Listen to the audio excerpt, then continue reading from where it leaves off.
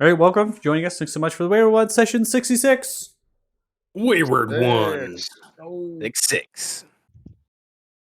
Okay, so where we leave off, we had finished traversing across the mighty river. We had a lot of shenanigans, a lot of roleplay shenanigans with the goblins and worshipping and revering Costas now as some sort of quasi deity.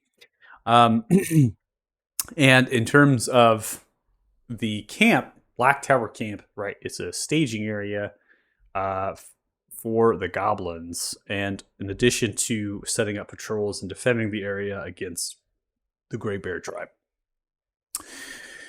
So we were doing some festivities, some party with the goblins, and based on your decisions that night, one of you was actually in the realm of the path of the patrol of these, I would say, scouts of these Gray Bear tribe, these individuals that were moving in the shadows, getting towards the cusp at night, and then looking upon the camp. You, Kit, overheard some of their conversation. You were invisible in this condition.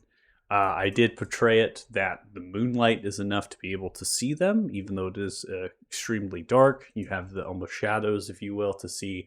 And I was playing narratively that even though in Gloomstalker territory it has to be like pitch black, that your visibility would still proc.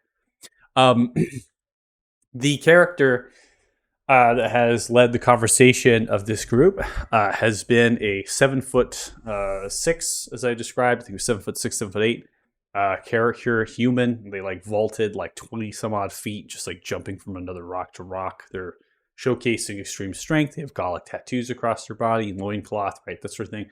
And so they're coming to you as this very wild, barbarian, matted figure. They also use their power to push away a cave bear.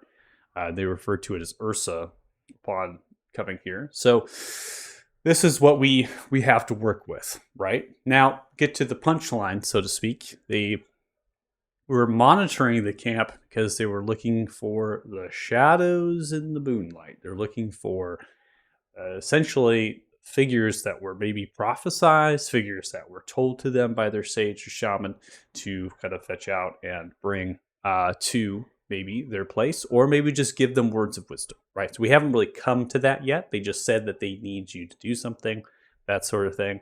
And so you're like, Costas, you're like, what is it? Get at? What do you want me to kill? Blah, blah, blah, and you went straight to it. So I want to start off, and, I just kind of want to start off here and let you take the helm here, Lucas, honestly, with what's going on here. I'm honestly very curious. Before I do that, I do need to set a setting. I realized in the last group that music is not loading properly, so I'm going to make it so it doesn't download. I use a cached interface that pulls on a database, and it's not downloaded to the server properly, so I can play it just from the database without it downloading.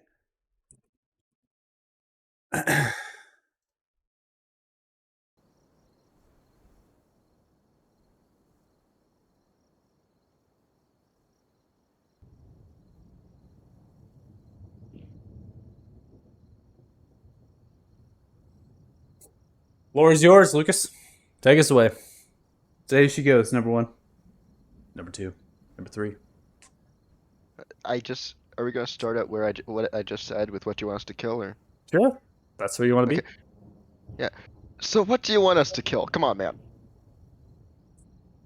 I don't want you to kill anything. So you want our help, but you want the help of armed individuals for something that's not killing. Okay, what do you want our help with exactly then?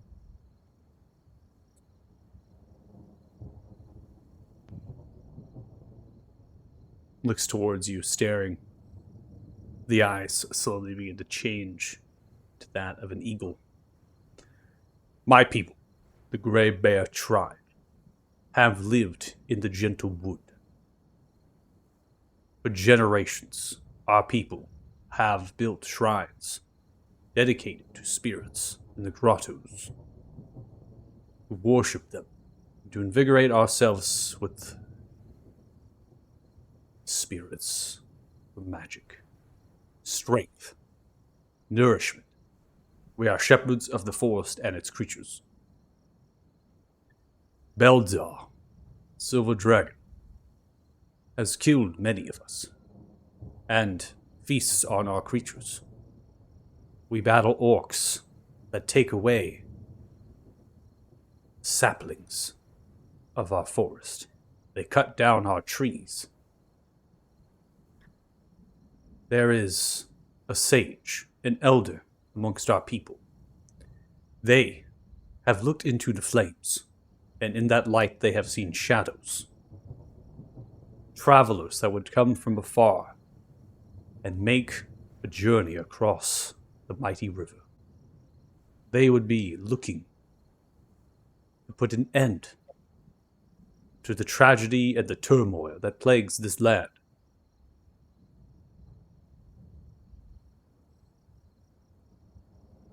So you have no specific request, you're just looking for us. That is true.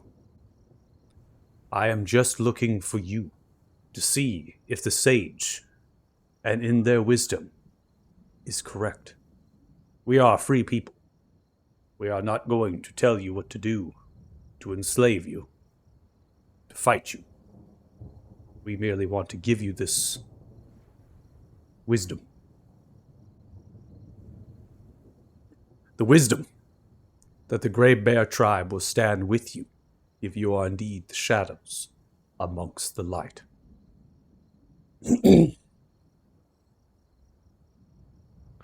I'm gonna, over the mental link, I'm gonna say, can we just all dramatically reveal ourselves when I snap my fingers? Nope. Okay, damn it.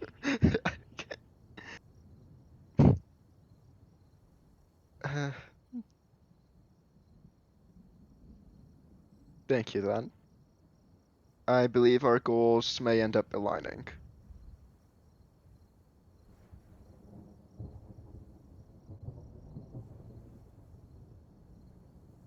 But for now, we must return to the camp. We have a meeting with a certain orc. You must be wary. Orcs cannot be trusted. Oh, that is most certainly true. Racist. Racist. The guy's trying to siege a town! Trying to siege the town we're trying to lay siege to as well. We will go. We will go get food with the two others that have left. Over the link. Costas, make sure you ask him for a way to keep in contact. Oh yeah, do you have some way you'd like to establish contact? All you must do is walk into the gentle wood. You will be found. You must use my name, Alfred. And you must speak that you will seek the Chief Holvik. So that's Alfred? Like, a lot of stress on the E? I have spoken. Okay. With me. They begin to move in the direction of you, Dirty Joe, just to kind of go by you. They begin to run away.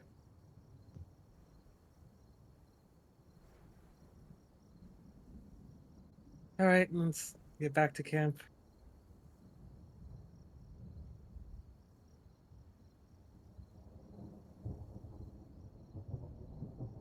Agreed.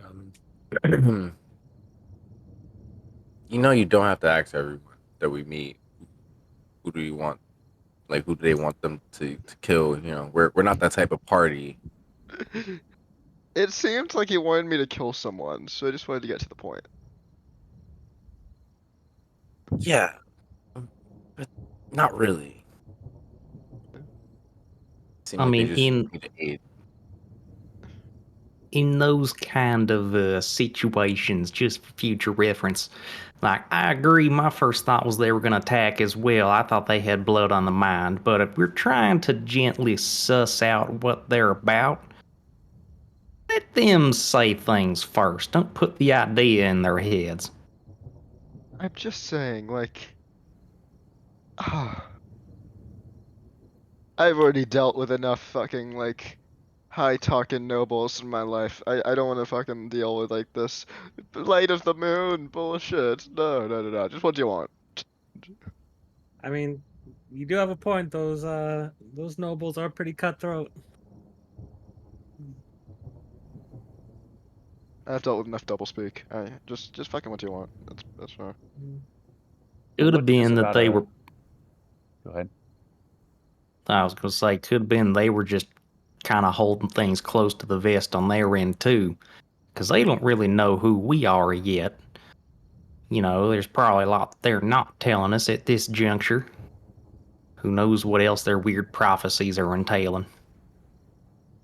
Well, can't tell you they were explicitly looking for us. I can tell you a big ass bear came from the direction of the tree over there. The How gentleman, big? big. Like, you don't want to mess with a big. And But, like, go ahead. no, no, you go ahead. Mine's a stupid question. And Alfred talked to it, gave it some food, and then it left. What is this I hear about a meeting with an orc? Is this something tonight that's going to happen, or later? Oh, they was going to be tomorrow. That's where we're going with Okay, so the Grovak. same meeting, nothing new. Yeah. Right. Yeah, yeah. Okay. Plus, like, again, I'm not, to be very clear, I'm not racist against orcs. It's just we do realize we cannot trust the orcs in this situation, right? Like, they are. Do you have a problem with people who look different than you? Just doesn't like green skin. Well, Costas is like looking, like staring at Palm, like he's face palming, just muttering under his breath, "Oh, Paylor, help me." And yet, you cozied up to all them goblin types real easy like. Yeah, the goblins and me get along great. Oh, yeah, sure, 'cause they're throwing themselves at the feet of the old master race, is that right? To be fair, I think anyone that's decided to start a cult about me, I would get along great with. Yeah, see, would, that's kind of a worrying sign. I don't know your party's traveling habits, but I would tell you if these people are looking for us, there's probably more, and it would be best to not draw any unneeded attention to ourselves. We already stick Agreed. out like sore thumbs. Having how do I put this? Having a cult worshiping you or riding around on a mystical elk is probably not the best thing right now Well, I'm until we just can get a trying lay of to the get land. into a better negotiating position, if that is necessary later. Negotiate position. These guys are already our friends, man. Yeah, that's what I'm saying. Like, if we need to like negotiate a contract or something, I got leverage. Because you have a spiritual elk. Well, apparently it's working out for him. Yeah. But still, Jax is right. Let's put a pin in this whole Costas the cult leader shtick. No, yeah, I will admit, they have gone a bit. The goblins have gone a bit too far when they started throwing their clothes at me. I knew it was time to dial it back. Yeah, I wonder how Paylor would feel about you calling fellow followers cult. I was kind of just trying to like. Well, right now they don't worship Paylor, they worship me, which is Man, definitely Who we worships ain't. Paylor? So it's a pyramid scheme. That's right. Got a point there. the pyramid scheme of Paylor. hmm One Seems to goblin be. goes to three goblins, and then they go to the next three goblins that go, follow back up and follows down the line. If you build it up, it becomes a pyramid.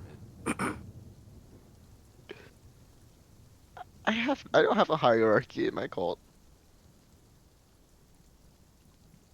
At least not that I'm aware of. You see, guys, he's now out and out admitting that it is a cult. No. Hmm. It was an accidentally formed cult that originally I was just trying to get the goblins to basically become a free fighting force so they don't have to pay. But no, now it's just become a cult. They're already a fighting force. They're already fighting. We don't need to goad them into anything. We're No, just here along for the ride. no, but now I want them to fight for me. You already have an army back home. Is that not enough for you? Is too many armies a problem? Yes. Yes. Yes, it is. Okay, besides food and stuff. What? Like besides the logistical issues of having too many armies, like food and like land and housing, is that You're it's like thinking of the wrong things. What about the death? Ugh. The destruction of people's lives. I mean, you don't have to use them. You just can use them. You do remember, don't you, how the entire imperialistic structure of the government here on this continent was formed? By chaos, destruction, decimation, and genocide, which you have inherited. And now here you are trying to raise your own cult armies, and you're going to tell me you're just not going to use them? I mean, I don't think I'm gonna use them to completely change the like social structure. I think there's some nice dragons that look mighty in need of Alstis, goblins. okay. At first, I thought it was silly. Now I am genuinely concerned. No more cults. No more armies of Costis. No more pyramids of faith. You are a dude who has a direct line to your god that's here with us, your close friends, smashing things and defeating dragons. No more. We ain't taking sidelines into world domination and conquest. Are we clear? I have no interest in world domination. I don't Absolutely believe you not. for a second. But if you try, we will put you down. That is a promise. Yeah, I didn't like how you smiled and said that. I don't think I No. haven't seen the miniature No, that's the goblin. player smiling because Zell absolutely had interest in world domination. No, Costas doesn't. Don't worry. Ugh. Well, so now we got some other faction to worry about over here. Let's put this in the past now. I'm sure we'll have to revisit this later. But moving on. Spirit bears and shadow druids and things. Shit. It should be good to. I think it's good that we got this, I guess, opportunity to see them before anything. At least in this chance, we get to talk to them, figure out where their mindset is, what's going on, and maybe stand at a more neutral side of this instead of picking sides.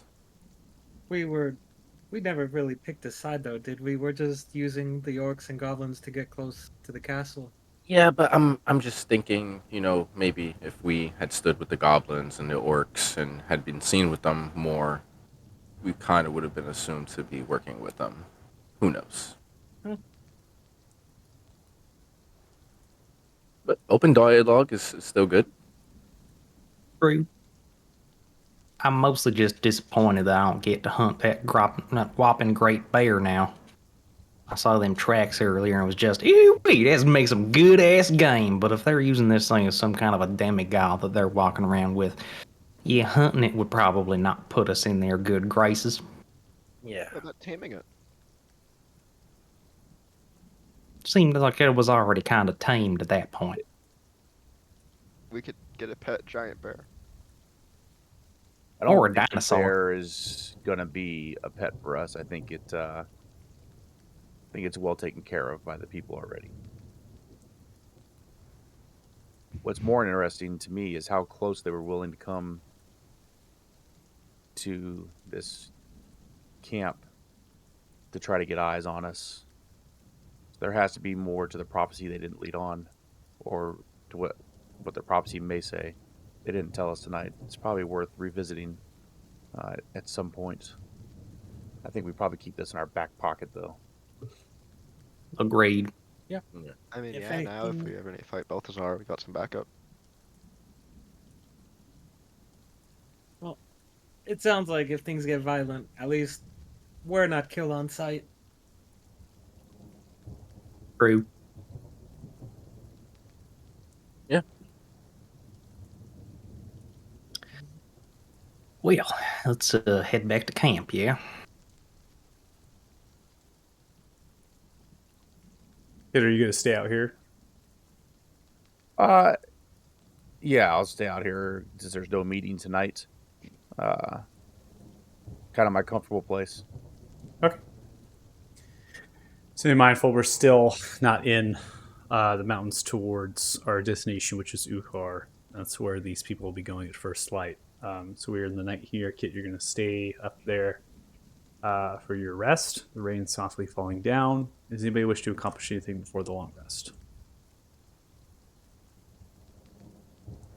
Nope. All right.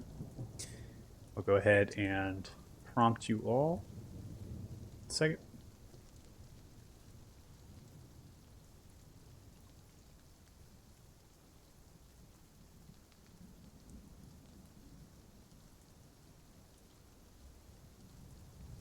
All right, probably going to get a bunch of stuff because the invisibility ended.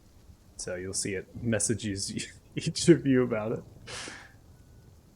And then you should be prompted if you wish to take your long rest.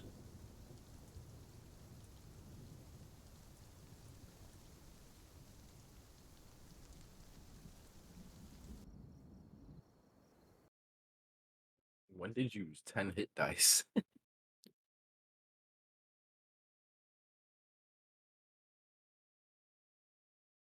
Yeah, when did he? Yeah.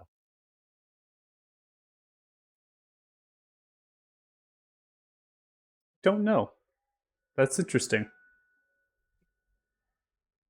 Yeah, this. Is it from like when I wasn't here? It might have been, or it could have been something to do with just something left over that never got rested.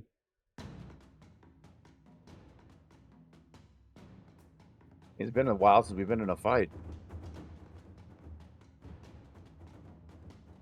Oh, No, we I had think the you water used hit fight. dice on the raft. I don't think I Hmm. took much damage in that fight. And we didn't Yeah. short rest either. Yeah, yeah. When was the last? I don't even remember the last short rest. All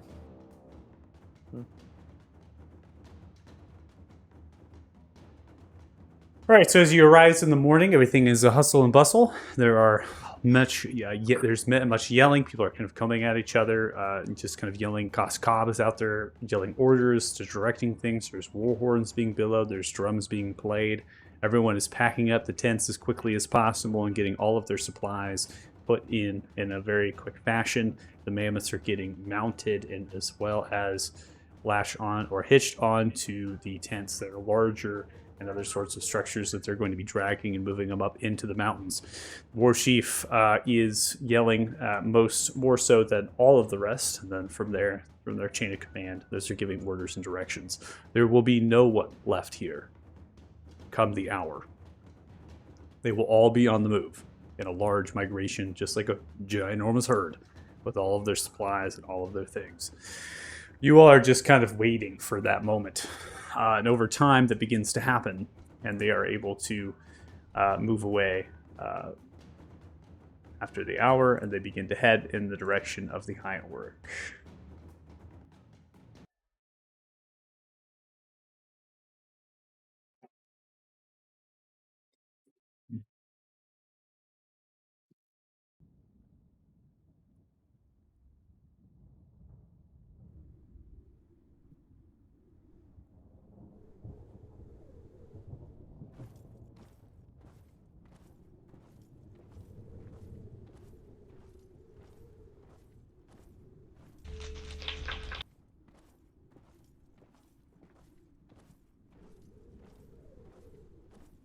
So this will take a decent amount of time. It's not going to be like an instant. We're going to get there in a day kind of thing. It's actually going to take some time to get to where you need to go.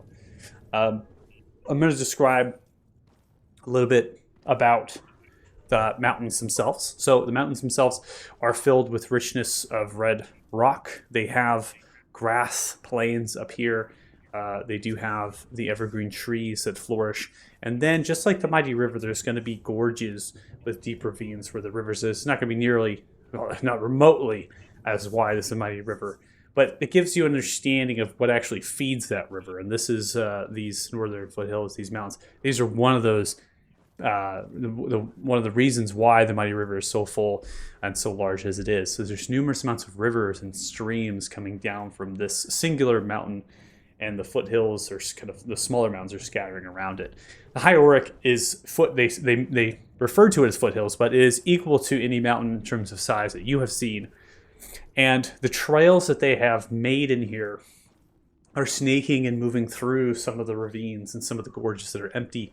And they're actually using a number of different trails that are going to cross over metallic or wooden bridges that they have constructed. On occasion, you come across black towers of black metal and this crudeness and spikes and protrusions of bone or wood and leathers. Those are patrol towers, and they'll have little encampments and tents nearby them. You are going to move upon a trail where those begin to murmur that way is referred to as Loktha, and that could be where the Red Stalkers dare lie. But all of these places that you're coming across in terms of where Loktha might be or where Ukar's camp might be, they're all nomadic. In fact, they, just like the camp that you were at, are going to be packing up and moving. So they're never at the same place always. They're always moving and changing their position, either migrating with herds or perhaps foraging for new plants, maybe just getting away from suspicious people that might be moving through into the mountains that got past patrols of the orcs that make their way through the territory. And so everything is very mobile, and you're in that realm of that march. They'll have 2 days of travel here, and they'll actually allow those now to go in front of them. So like with the war chief and a couple others like Boss Cobb and the goblins, right? If you're faster, they're actually going to now, after the first night, they're going to dispatch you before they start moving the mammoths and move the tents. And so that allows you to get there and set up the staging ground for the tents, for the things that they need at the camp, right? And so you are going to be along with that, with the war chief, with Boss Cobb, with a number of those that are going to go on ahead now so they can quicken the pace. Because it would take 3 days for this, and slow moving as it is, to get there. And for you all, it's going to be 2 days. So we're going to get there at the 10th. Advance the time. Get there in the a little bit just before noon. And the environment, it's not unlikely that you come across the same orcs that you have had, right? The symbols, the tribes, right? The Red Stalker, right? The White Brick, those kind of things. You will see them, and they will not be on this large caravan of tents, right? So they might be like their own separate entities coming through and seeing what's happening, and then they move off. So everyone kind of has their own duties, so to speak, their own kind of way of life, and you're almost just kind of moving through that, and they want to get their eyes on you because they want to see, is this, what is this not? It's a very large wilderness area, these mountains. And the grasses that grow small to medium, and some of the shrubbery and the large boulders and rocks and the ravines, there's just a good amount of cover that you can have here, and you can really just hide out without anybody knowing you're there. And so they're really just scavenging and scouting. They might be hunting as well, looking to see if you're maybe a herd of mammoth or bison. They're wanting to see if they can get a chance at you. So they just need to get eyes on. They kind of move off. And towers serve as those stations for supplies. They serve as a station for patrols to reside, to get a higher vantage point over the hills and over the terrain to see through. So on the second day, like I said, you're going to get here just before noon. We're now going to come to Ugar's camp. Ooh, I see an eagle. Oh, that's cool.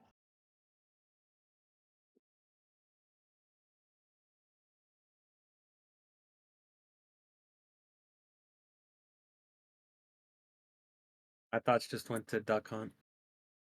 Oh my god, yes.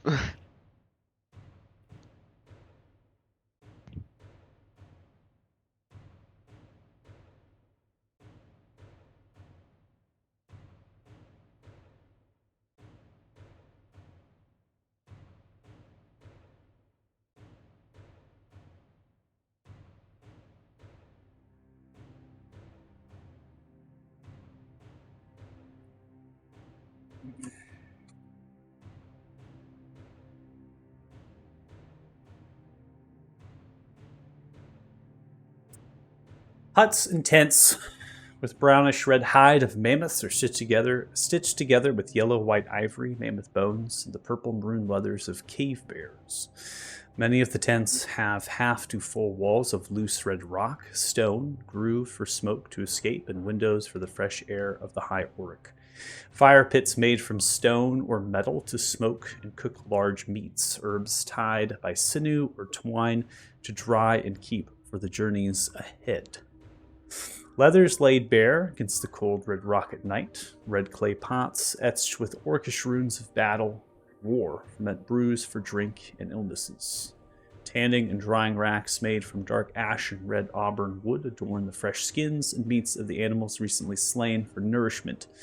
Mannequins and racks made from metal wear battle-scarred and bloodied weapons and armor. Large, loose red rock fire pits outside and adjacent to their tents and anvils are billowed with accordions to fuel them for the sole purpose of smithing. Various supplies of food or equipment to hunt or forage food sit scattered around the entrances of the tents, and they seem to always be at the ready picked up and taken on a journey to fill one's belly. The large village is comprised of goblinoids and humanoids. Many of the orcs are painted with the colors of their tribe. The humanoids might be refugees, so they're showing tatterings of clothes. Maybe they have a lack of those supplies compared to the others. Now, this village, like the Yaga had said, is nomadic. They are going to move every 2 weeks. And so this map here is just a representation of the notable structures that this camp will always have in its jurisdiction. What they will always pitch up will always be available at Ukar's camp. Now, around this, there is a density of kind of smaller camps, and those would serve.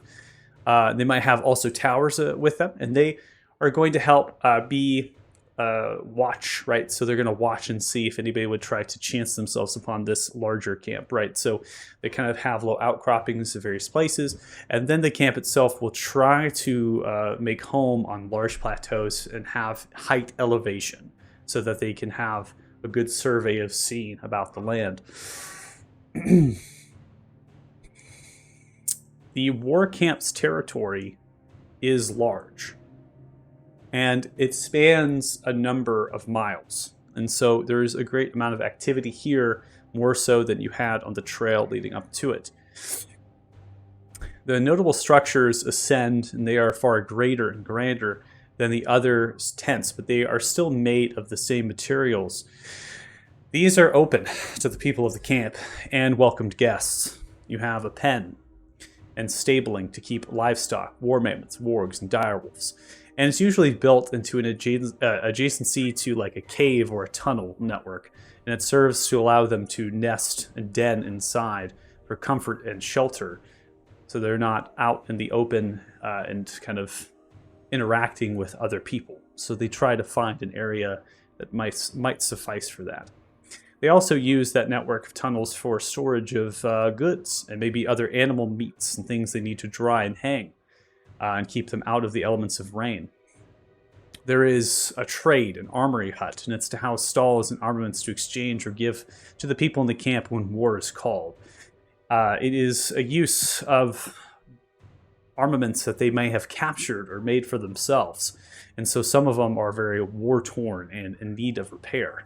But luckily, you have a war smith, and that is to smelt ore and forge weapons and armor, worthy of orc pride. You have a chief's hut. In this case, it's a great chief's hut, and it's used for strategy, celebrations, and meetings. It's a very commonly used structure for those to gather and have some common parties and just enjoy oneself. You have a feast hall, and that's exactly what it sounds like. It is just a large pavilion that is comprised of many different tables and chairs and cooking pots, and it is to feed all the warriors and those who wish to get drunk after battle. Lastly, there is a fighting pit to conduct ceremonies of combat known as Urutak, and that is a very sacred place to these people.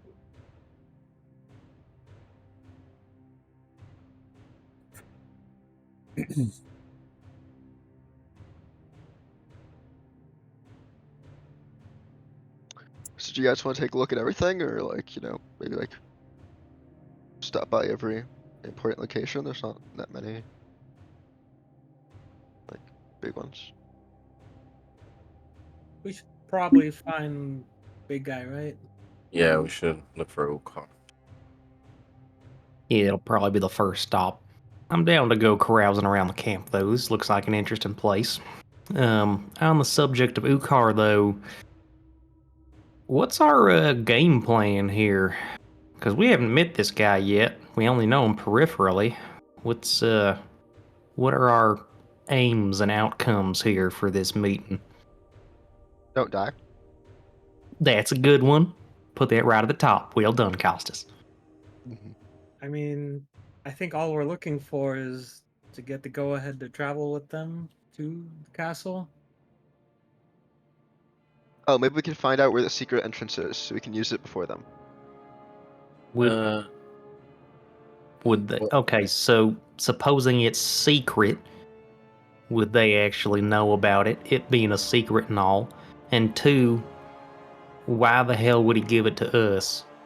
He don't know who we are. Well, I mean, he's going to be using it for his invasion, so I need to assume he knows about it. And why would he give it to us? I mean, if he believes we're going to join him, I mean, again, we don't know if we're going to go that route, but if we do end up going the route that he believes we're going to join him in the invasion and we are with his invasion party, there's not too much of a problem with telling us where the entrance is. Well, I had an idea about that. As you know, sometimes I can see the future in certain situations. I was going to suggest that instead of Xing them, if we do take that route to go through the secret passage, we can just figure it out on our own. But in that circumstance, do we want to compromise their only secret way of passage into castle? Because if not, there will be storming from a different direction, or maybe we get that passage uncovered and now they're looking at it. That I was- really becomes a question of how involved in the situation do we want to be, and like, is there a specific side that's better than the other? And Yeah. we'll figure that out when we get there. So that's what I wanted to also ask. Do we want to basically sort of a distraction while they're handling their own thing, going through that passage, and find another way, or and cut off from them? Along Saves us that being line, discovered. alright, so we definitely have our own goals and objectives for when we get into the stronghold itself.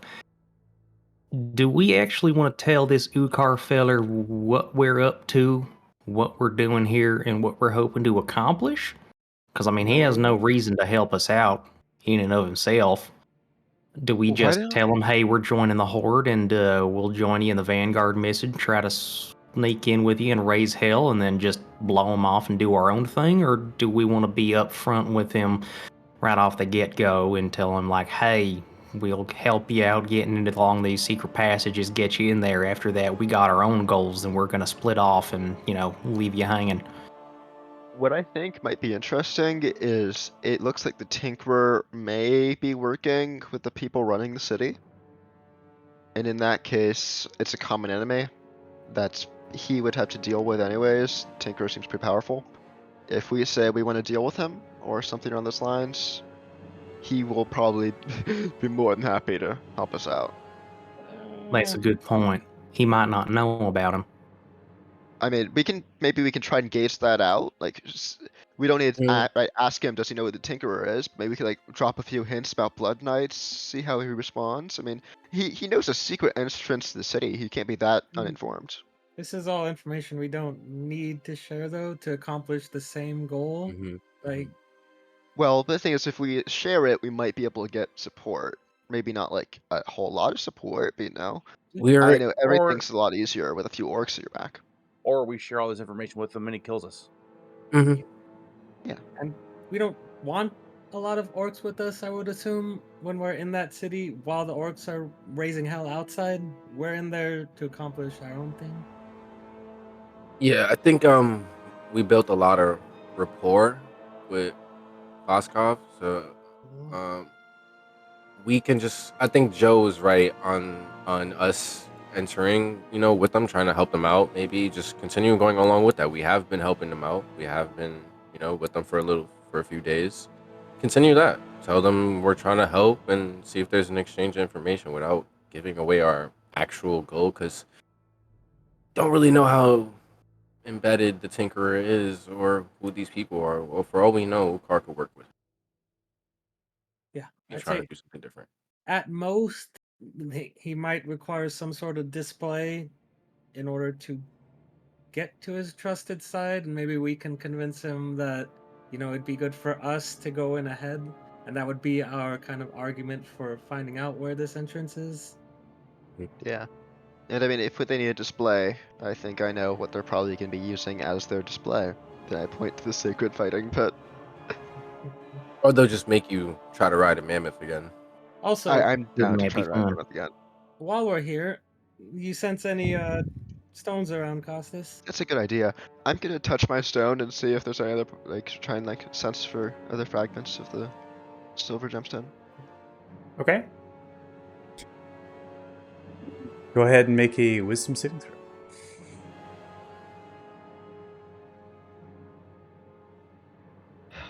Oh, there we go. While he's doing that, I'll raise another point real quick. Now, guys, you're all making a lot of sense. One more thing we gotta factor in, though. This is an orcish war chief raising an army around him, going on his way to commit mass amounts of slaughter. If he thinks that we're being duplicitous with him in any way, if he thinks we're trying to play him, he's just gonna tie us in some stakes and let the buzzards get out our innards. So there is that kind of weighing into the factor in here. Like, I don't think we should be trying to deceive this guy. I mean, we don't have to tell him everything about what we're doing, but I think we should be upfront about the fact that, hey, we're not just here as troops. We're going to help him try to breach the castle, but we do have our own ends that we're going to be pursuing once we get in there. That sounds, again, we've never met the guy, but that sounds almost as mistrustful as not telling him who are these mysterious people who have their own ends. Costas, you feel a strong connection from your stone to something at the center of this camp, on top of that plateau. Ah, shit, this one here. In the Really? camp. And center of the camp, top of the plateau. Based on the positioning, seems like it's not some random orc. Or maybe it is. Is it on one of the mannequins? Or is it just on top? We'll know when we get there. For now, we need to get closer. Looks like we've got a shift in priorities. Yeah. Well, Good. And that shift would be. like a fragment. Yeah. Yeah. Yeah, Mm. fragment. Main goal is to collect the stones. So And refresh my memory. What was our main goal in going to the city? Because I'm not sure I ever knew. I just kind of along for the ride. It was revenge for one of your other adventuring mates. it's not only revenge. It's something we had prior and we were trying to do anyways. Just we're following this lead further, and we're taking care of this so we can be at a better angle when it comes to deal with the Master of Dragons. Wasn't there another fragment in there somewhere, too? In the city? Was there not? I forget. We Didn't you thought feel it was. one? We thought it was a good place for a fragment, since it was the capital. It's kind of, Oh. if we were gonna guess a place where a fragment would be, that was where we'd guess. So we just started heading that way, but it's Okay, fair and enough. Well, we plus still got we to deal with already have Tinker. like the Tinkerer there too, so it's if there's no fragment, we take the Tinkerer. If there's a fragment, we can do both. That's- All right. And just so there's no mishaps, Kit, don't go around trying to just swipe the stone. See, it has a But- way of going back to its owner if it's not relinquished willfully. Yeah, we found that the hard way. Yeah. Well, It has to be that's good willfully know. given over. Otherwise, it'll If just it- disappear back in their pocket. Although I will say, if the owner is dead, that does not apply. That is... Costas, goddammit. He's not wrong. He's not wrong. He's not wrong, but let's not try to go assassinating people in a war camp, that's all. I just, he's learning for the first time. Just for his information. The first thought in my mind would not be to assassinate the orc chieftain in the middle of his war camp. But thanks for the clarification. It could. It's probably the orc chieftain, to be honest, but it might not be. Hopefully, it's Well, not. either way, I don't think I want to kill anyone here in this camp, surrounded by other orcs that will probably then rally against us. Yep. Just putting that out there. Yeah. Be cordial, These are Costas.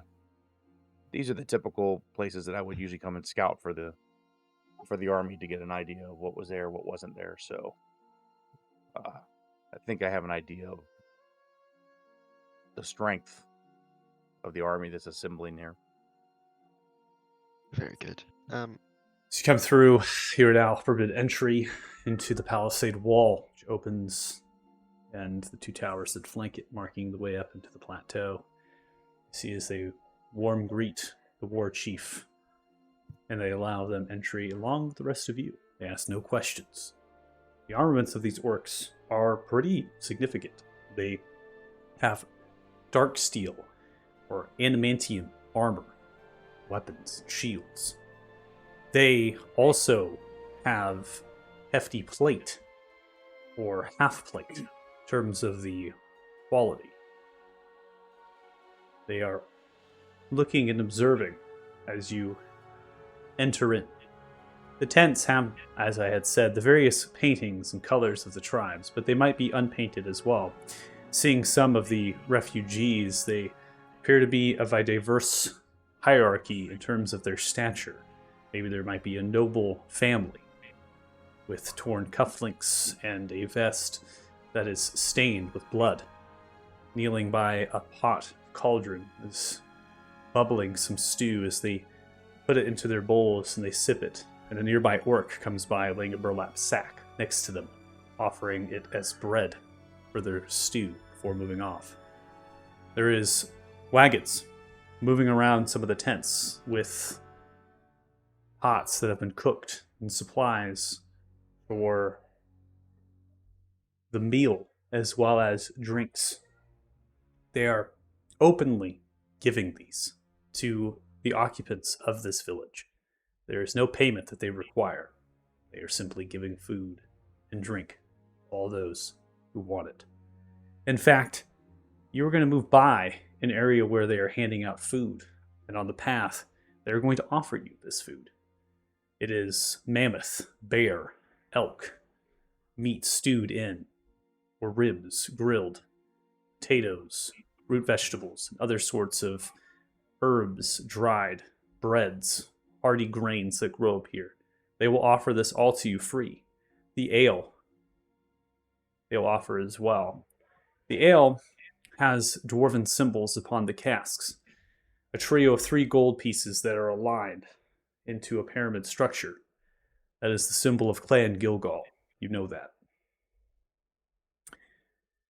Some of the crates and the food products as well, they also have the symbol, suggesting that they are eating and consuming spoils of war.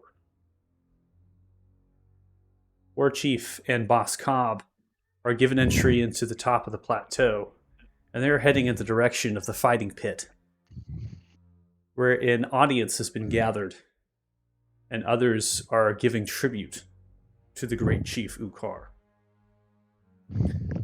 Boss Cobb looks towards you lot. Well, you come with? saved us crossing the mighty river. Yeah. All right, well, just maybe hang back. The war chief speak. Sounds good. All right. And you see now some new orcs. These ones with tall, elegant appearances, with leather armor and light armaments, a trio of daggers and bandolier, and 2 short swords on either side. Their ponies are held by a blackish claw or hand that grips the back of their braid. They are simply looking with clean-shaven faces, different tones of an orcish hue. And they are just monitoring and looking as you make way through another series of a palisade gate. And eventually we get to the fighting pit.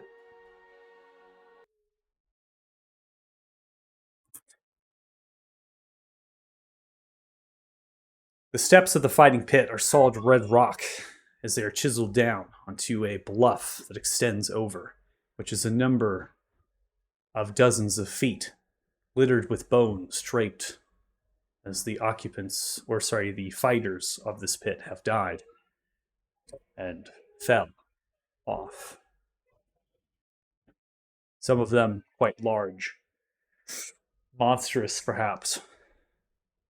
Sand here is large and coarse. Metal braziers alit with flames. There is a small tent of red leather with heaps of bones piled around, a chair made of bones and leathers. There is a figure sitting on that chair. You find ways to the lower ends of the steps, sitting yourself down or standing, and watching as Boss Cobb moves through with a number of goblins with their leadership of their own tribes. As I had stated, Boss Cobb is simply gathering many different tribes of goblins, bringing them to this great chief. The war chief that you spoke with, Rovak, is there leading this. And there is another character that is here, which stands very interesting, is a goblin with greenish tinged skin, dreaded hair flowing down from the head, crafted as a pony. They have a light blouse that flows through reds and black vest. They have tight black leather trousers and tall black boots with red laces. They have bracers that also fit as gloves that are fingerless, and they have a quarterstaff and a spellbook chained to the right-hand side. This is a character that looks awfully similar to perhaps another character this party has seen before. They stand a little bit taller than that character, and they also lack feminine appearances, as they have more male-like appendages. They have a slight gruff underneath brow, facial hair.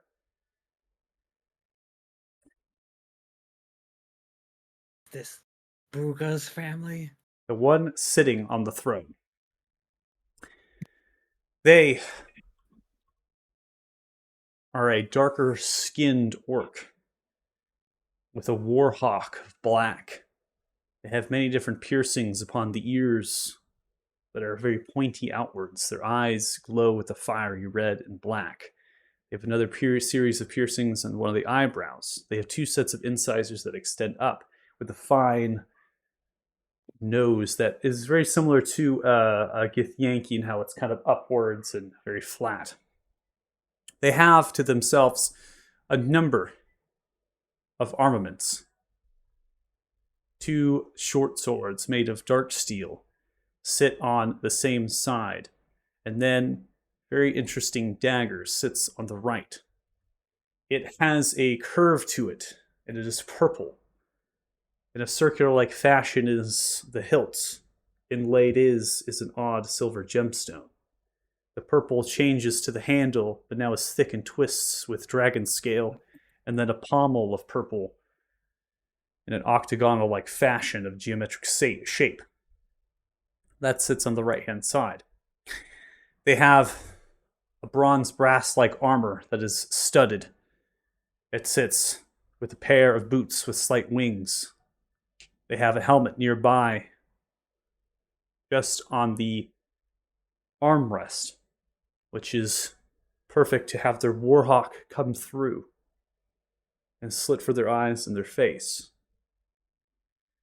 They have a number of gem and jeweled rings, an amulet that is a very interesting geometrical shape and glows with a reddish-orange hue and is the color of brass. There are 2 dragons on either side, nearby the braziers curled together with the brazier in themselves. They harness their warmth. They are brass dragons, and they look eerily identical to each other, and very fin-like appendages coming from the nape of the neck, and feathery whiskers as they come from the brow.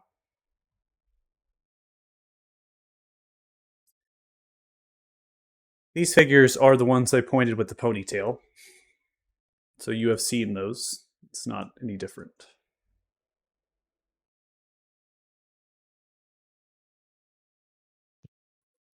Does anybody have any questions? Can I try to locate the silver gemstone now that I'm a bit closer? Go ahead and make a wisdom save. By the way, this will not include my aura. You can feel it very strong, emanating directly in front of you.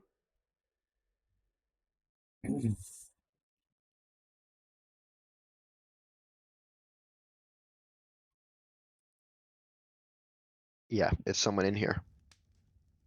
Part of the description, right? You said there's like a silver gem in the necklace. There is a Did it say silver? brass gemstone in the amulet.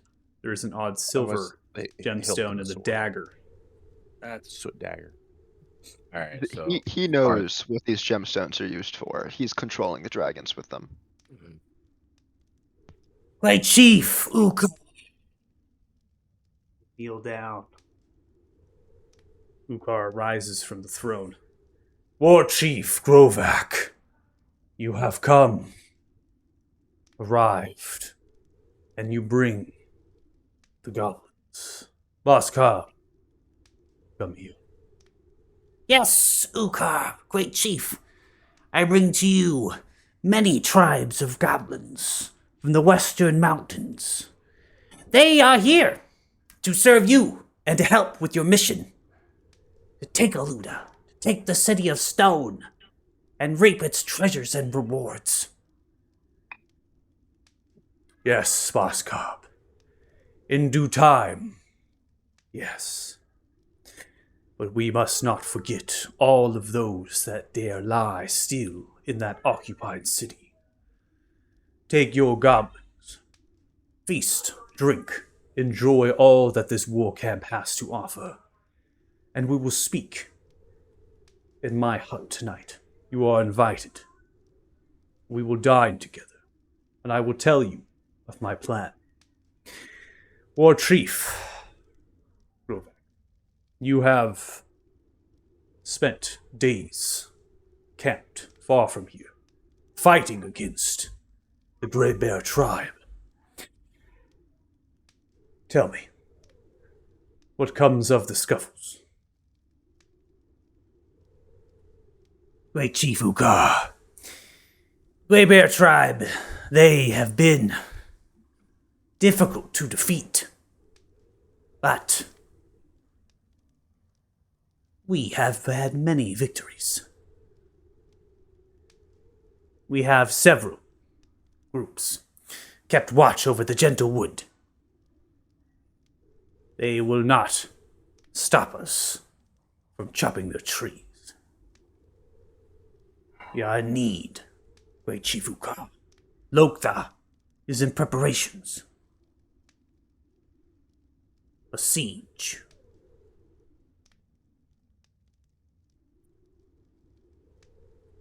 Very good, War Chief Grovak. Return to your soldiers, to your Red Stalkers, and do remind them of how much work they have done in food and drink. You, War Chief Grovak, and your Red Stalkers, or you, Boss Cobb, if you are in need of weapons and arms, see Tulak, the Warsmith. The armory is for yours to take. All of it is open to you. They both say thank you. The War Chief turns away and Boss Cobb. One more thing, Great Chief Ukar.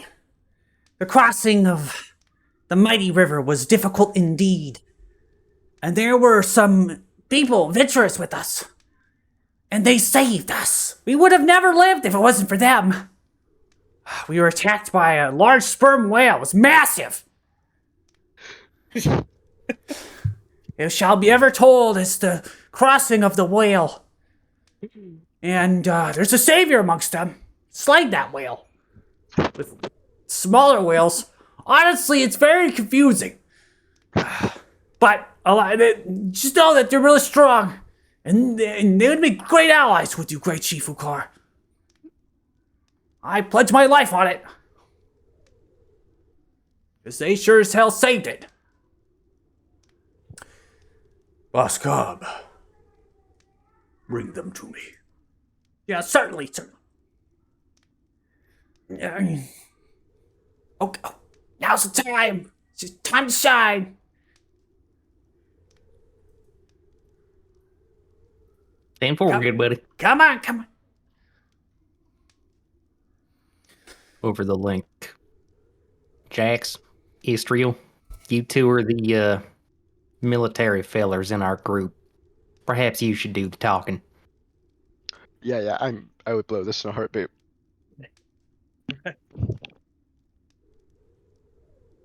I will be there for advice in military terms, but I don't think I have enough knowledge of what the party's trying to do right now to speak on behalf of us. Well, that's fair. I'm just out and out bad at these kind of things, so I'm gonna keep it zipped. I mean, I'm fine. I'm willing to talk if you guys are fine to let me talk, but you know. Nope. I mean, he is the savior. That is true. It never ends quite the way we expect, but it doesn't end badly. Come, all of you, stand before me.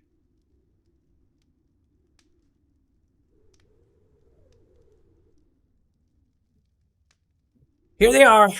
Pascal. Did good. Yep. Tell me, who are you? Well, Chief Ukar, we have a name for our group, but we also have individual names.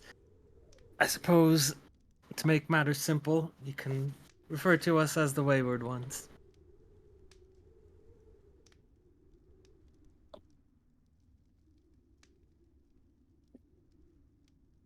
Wayward ones. I am Ukar, Great Chief. This is my wizard, Erpip. These are my dragons, Uma and Umi.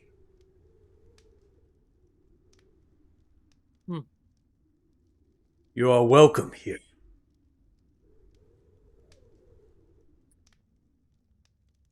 Out of character, is Erpip the one that bears the strong resemblance?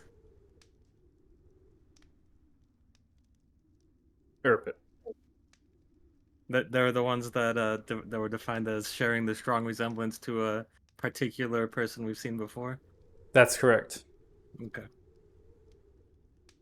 Well, yep. We'll like turn to Erpip, just give a slight nod, and turning back to Ukar. I've had the pleasure of experiencing some things with one who looked quite familiar.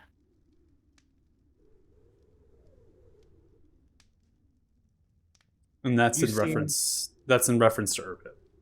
Uh-huh. But You seem to be doing nice for yourself here, Chief.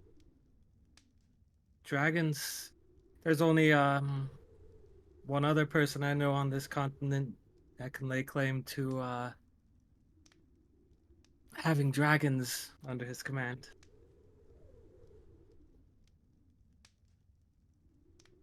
and that would be Damodar, Master of Dragons.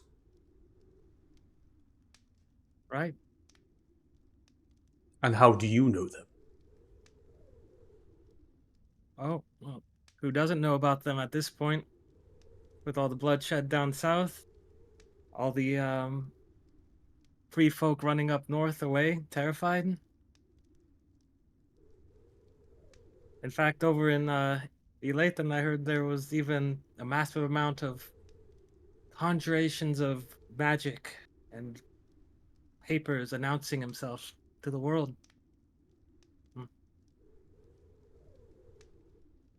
I mean, I heard there was even a hologram in a thema of him doing something quite, let's say, spicy.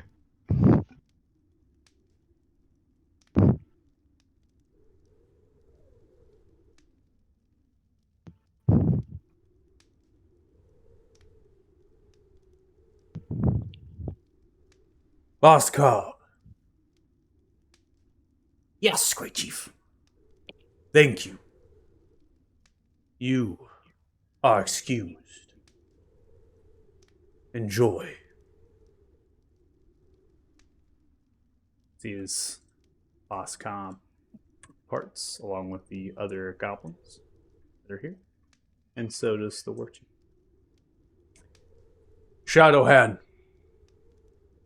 clutches the fist and then motions with the hand, gestures, sign language. They also begin to move away. Crowd begins to walk away.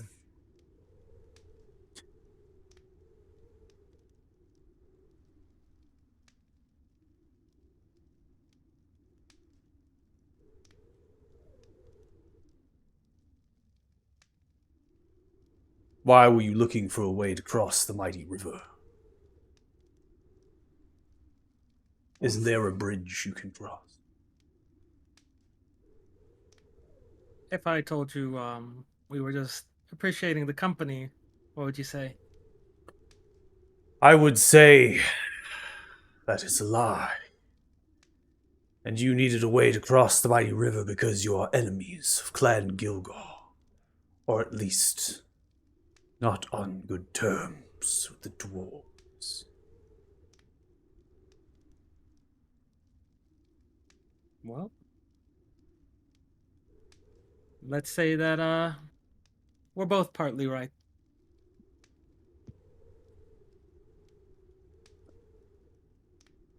I will speak to you freely.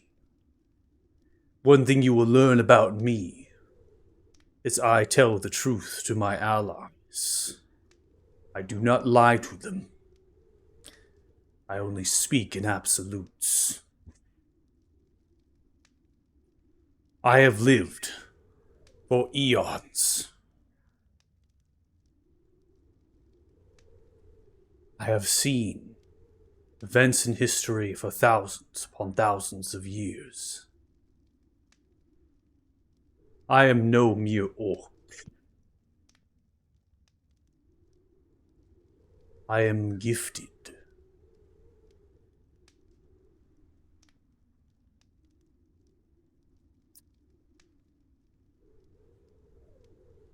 My power,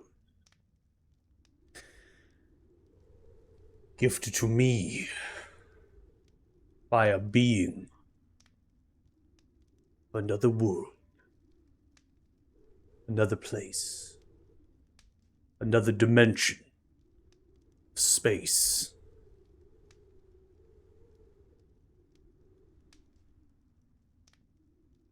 Over the mental link, I just whispered Jeffrey.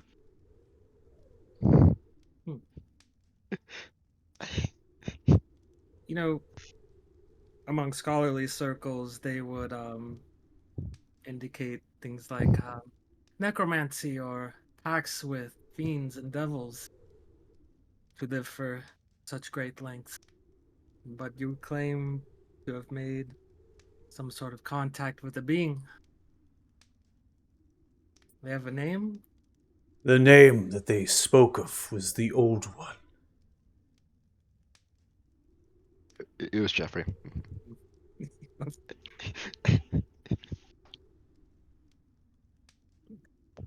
I do have one other question. I think that is a bit unsettling. These dragons here, again, you never really quite established how you're controlling them. Is this through force? I do not enslave. I am no slaver.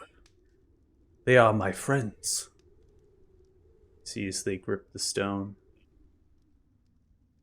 holding and clutching it for a moment. See as the eyes glow of the dragons. And with this, I bring them power. A mutual relationship.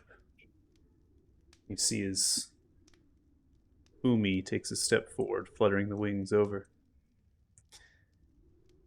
Yes, we are friends to the great Chief Ukar.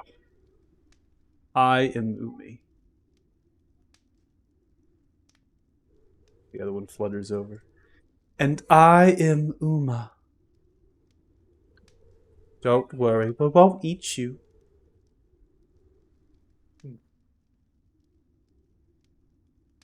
We know very well of many things that have happened with dragons and the people of this land. We are not with those. I hatched Uma and Umi in the timeless caverns of Shaddak.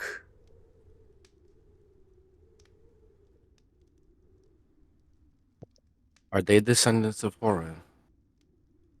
No, they are not gold. They are brass dragons. The twins' egg was stuck in the sand, buried deep, cemented in stone. They are descendants of a dragon who was part of Valar, the Great Protectors.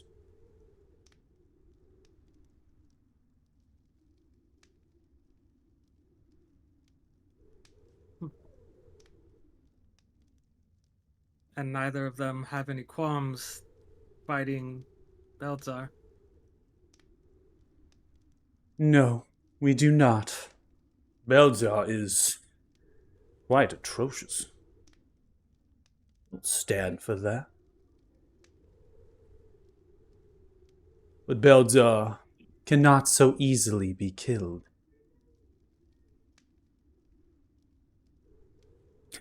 I would never risk their lives against an immortal dragon. Immortal. Yes. Belzar cannot be killed.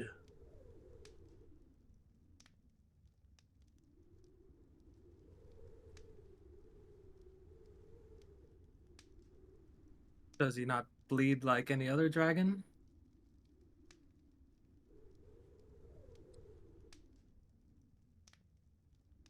They do not. Are you referring to the purple lightning? I am referring to the magic that Damodar used against them. And why I stole this. Drops it from their chest. The amulet of brass.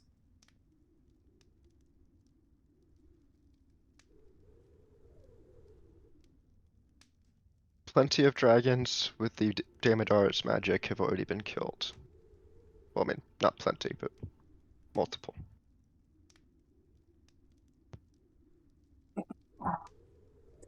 So you are the dragon slayers, then? It's not exactly hidden information. And why bring it up? What relevance does it have in this conversation now? unless you intended to tell me that you are it.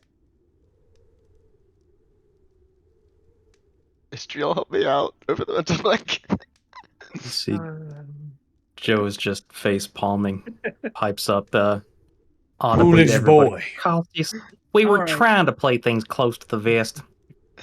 Sorry, Ukar. We've had a lot of weird run-ins with a lot of less than salubrious people. We are not in the normal habit of volunteering too much information. You seem an interesting and, well, from what we've seen, straight shooting character.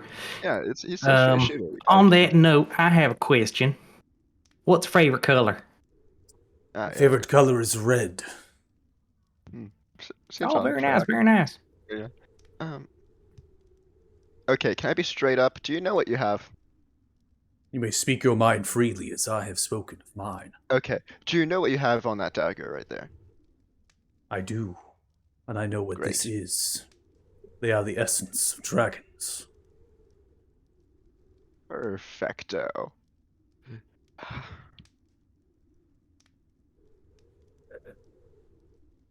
Through the link, I think he's so elusive anymore.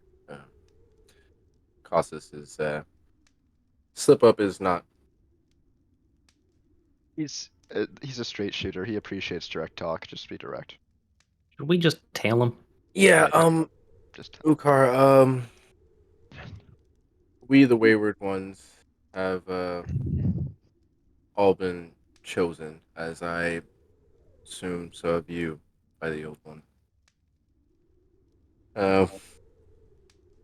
We are on a mission to stop Damodar and whatever that may be. For right now, our goals are aligned to head to Aluga.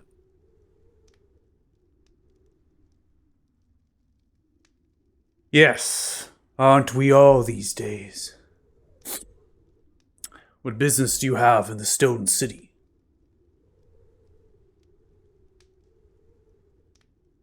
we believe there to be an ally of Clan. Okay, Gurgle. Gilgal. Gogol. Yeah. We believe there's an ally of Clan Gilgal residing there, and we have our sights set on them, as well as Belzar. Do you aim to slay Belzar or save them?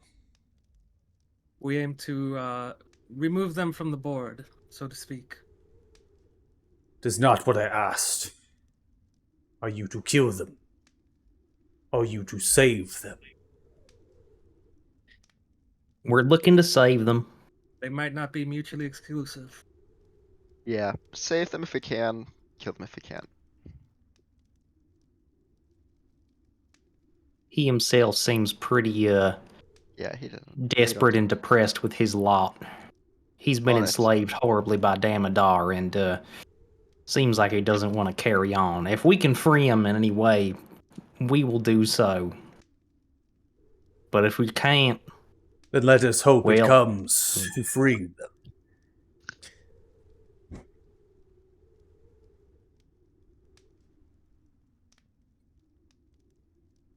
on that note, do you have any recommendations? I have many.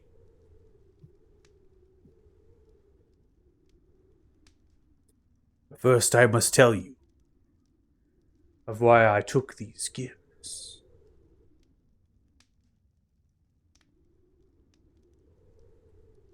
You mentioned chosen. That I was chosen. I'm what history refers to as a chosen one. But it is not the way that you think.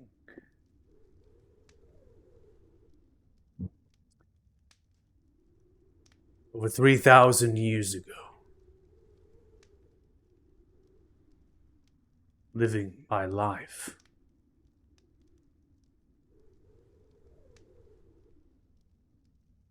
I was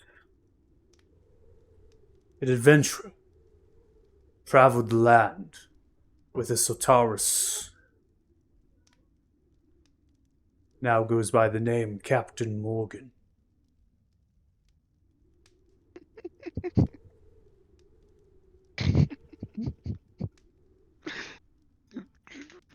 We were brothers, they and I. We sailed the world. We saved. We took.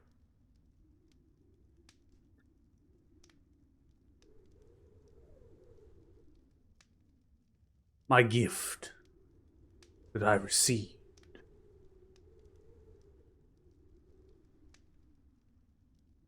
was in a place, the Isle of the Blessed.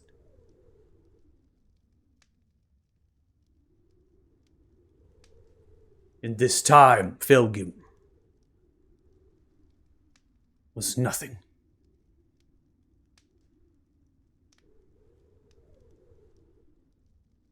We may or may not have been there to see what riches the gnomes were recovering.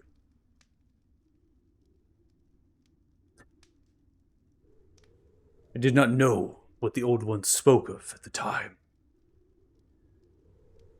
But after my gift was used, when I awoke, I was different. Move past you. It's best to demonstrate. Pull out the sword. Not the dagger, the sword. Turn it upon themselves. Stab it directly through their chest. Hold the sword in. They crumple to the knees. And they fall to the ground, dead. The blood spills from their body. And from their blood, another grows. One of themselves. And then they themselves begin to breathe life. Cackling with purple-pink lightning. They sprout the sword out. See a completely naked version of themselves. They stand up. They look eye to eye with their duplicate. The hand to the chest of the duplicate. You know what to do. And they simply walk away. Leaving. Going up the red rock steps. When I die, another is formed. Splits my soul between them. And when I grow breath, there was something else. I sought this out.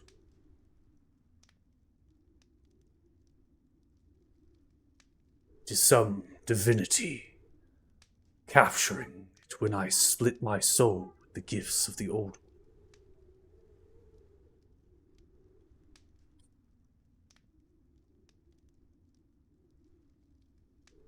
I have found certain immunity to magic, that of foresight. It allowed me to do more than I have done in the past, the last 3,000 years. Sotaris, my brother, also accepted gifts. They could sense danger before it happened to them or their friends. In exchange for these gifts, we were given seeds to plant, to balance them, the world around us. Sotaris, my brother, became mad.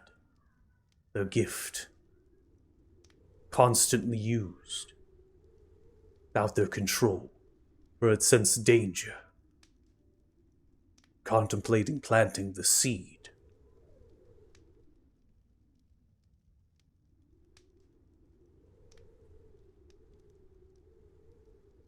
I had little choice but to plant the seed for them.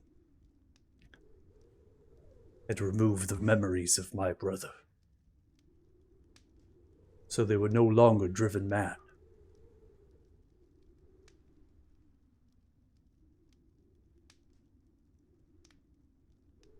I never returned to them. Never. To allow their gift to drive them back into madness to see me. I love them.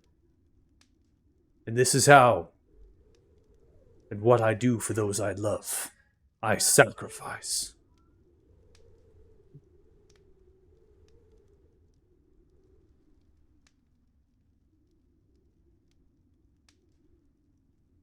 And what became of your seed? It has grown. It's planted in Rafoir Bay. A small little turtle that hatched. It is now much larger. You do not know where or what has happened to it. It's gone. A creature to live in the oceans and the abyss, I suppose. But there is always more to a story. There is always more. And I am certain the Old One demands it.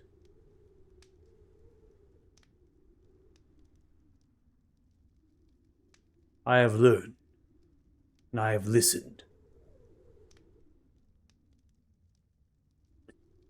It is how I am in possession of this.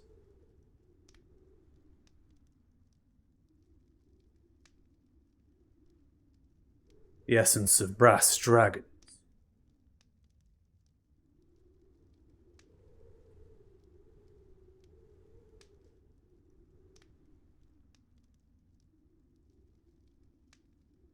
That is the most amazing thing I've seen all week. Where's that other guy going?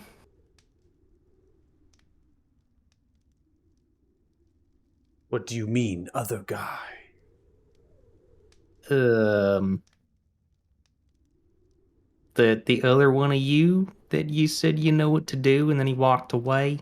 My duplicate. Yeah, that guy, uh-huh. Yes. They pulls out a dagger.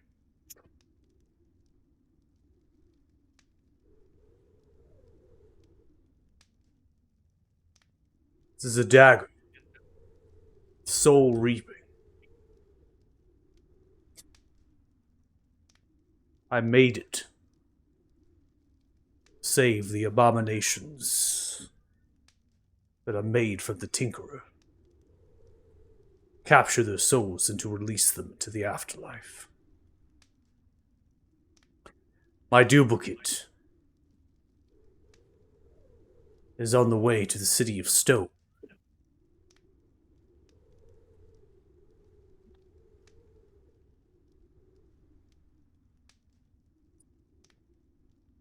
There is much you don't know about this city.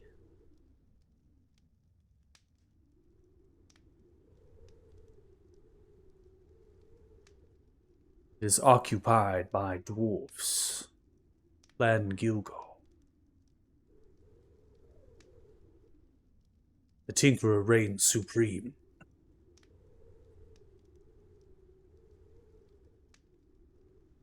The ramparts to the city are fortified and locked down.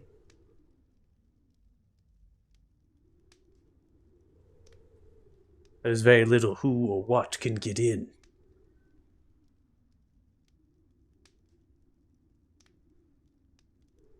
Blood Knights.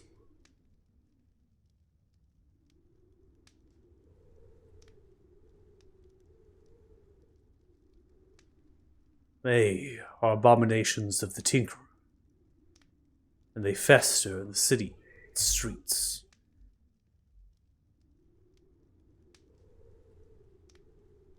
I have a plan to liberate the city and to put an end to the Tinkerer.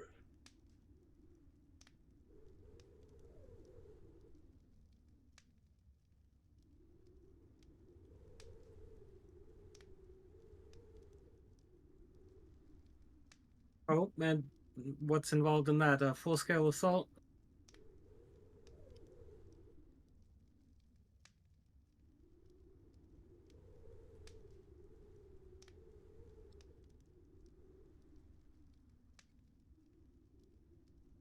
No.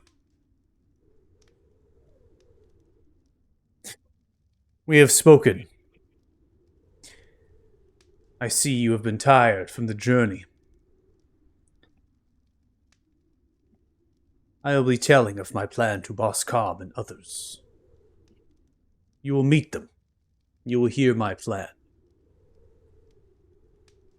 We will make strong allies.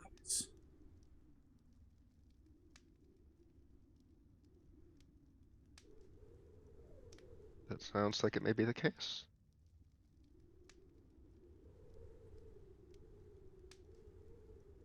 I have a question for you.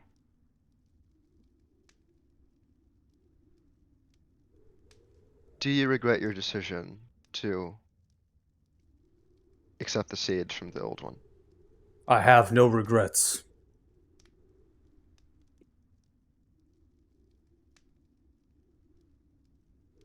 Thank you. You are most welcome. Umi. That's your food for tonight. See as they pick themselves up and begin to take flight, heading into the mountains to the east of here. Yep, yep. You hit my desk, by the way, when she ran by. She, like, clubbed into it.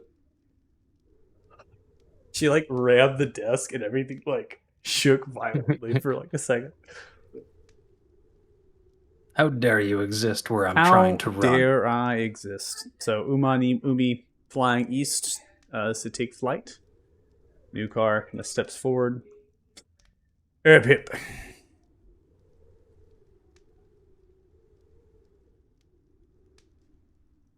Takes a step forward. Yes, Ukar? Why don't you see if these adventurers have any questions? Seems one looks towards you, Estriel, has some familiarity.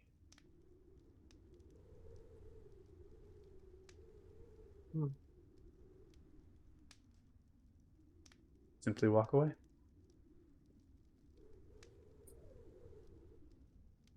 Yeah. Pip knows why I look familiar to you.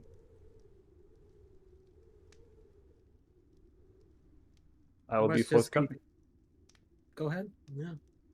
I am a clone of Bruga. Oh, Uh-huh. That'll do it. we were assuming twin brother.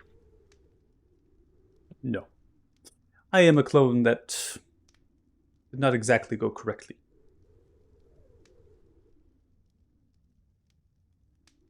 Does this clone have wares?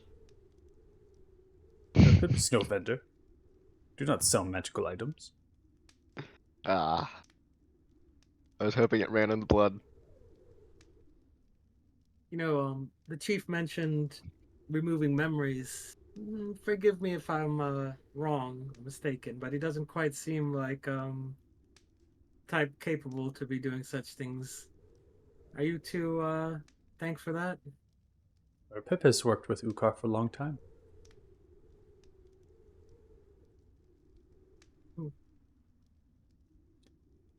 Pip must do what has to be done.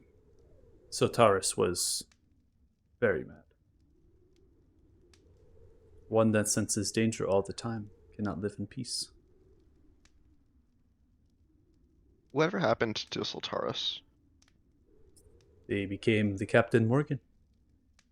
Black Rat with the golden hand. Yeah, man, we met him. Don't you remember? Oh yeah, him. Nice guy. Maybe I don't know what else assuages your mind at this point, but we did run into Captain Morgan a few weeks back, and he seemed to be doing fine in good spirits. So maybe pass that along to your boss that his old friend is doing just fine. He didn't seem to sense danger. I think that means it worked. Hmm.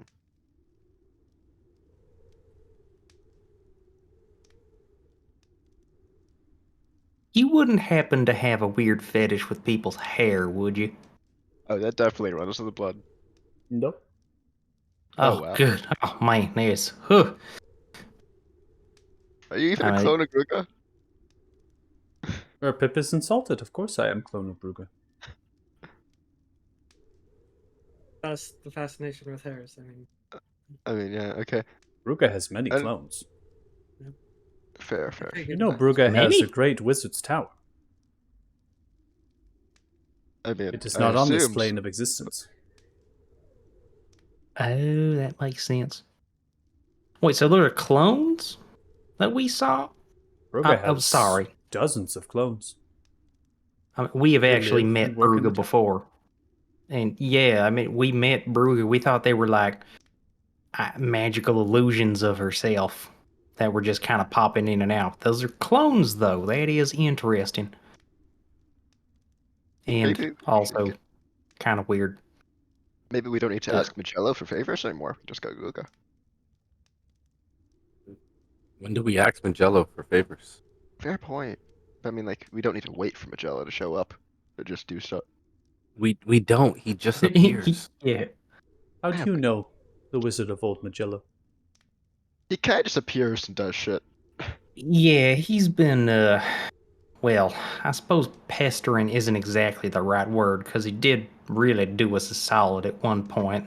Kind of save our asses from the bacon, or save our bacon from the. I'm mixing my metaphors here. Anyway, he kind of messes with us as he sees fit, for better or worse.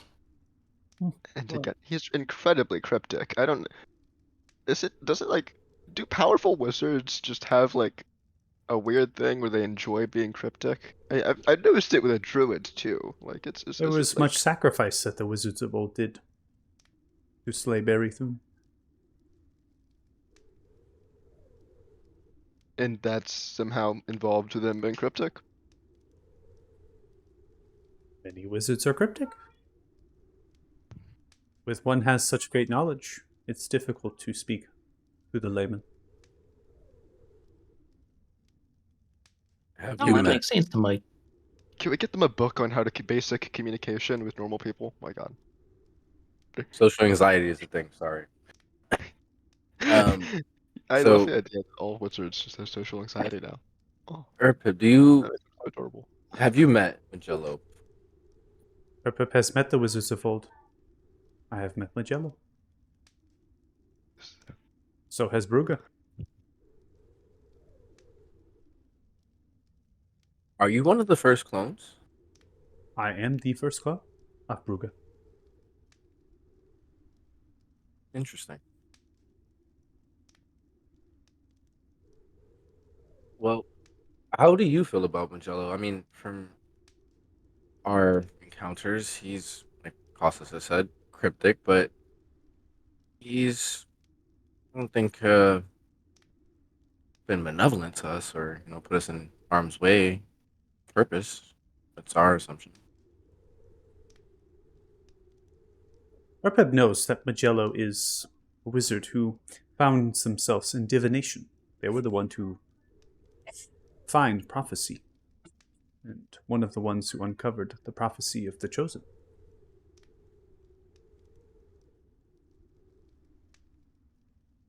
Right. Except it sounds like he's been looking for every iteration of Chosen that comes up.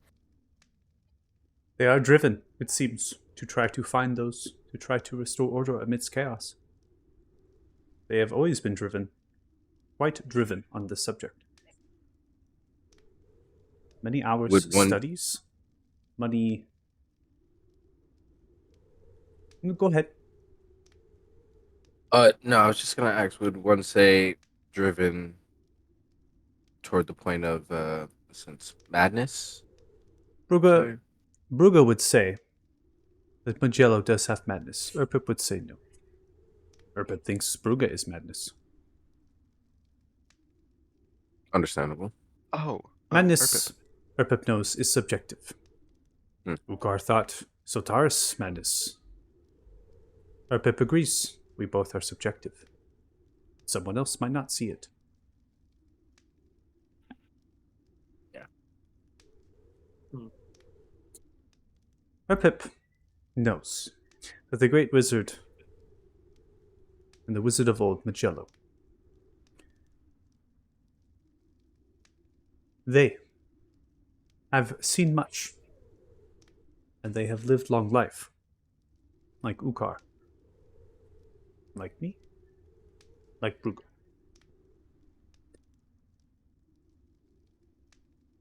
Erpip does not know of how or why they live so long.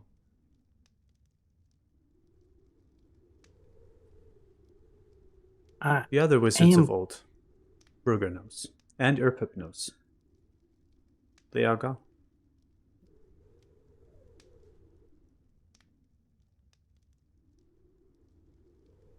Would you happen to know, since he seemed to have a lot of first-hand experience here, was Magello around before time started fracturing? Or was he here after that and tried to put it all back together? Erpip does not know that. Fair enough. Koss is just holding his big dictionary of like crafting and gnomish, and so Oh would God, you I forgot happen about to this. be able to like bulk spell for just translating in mass?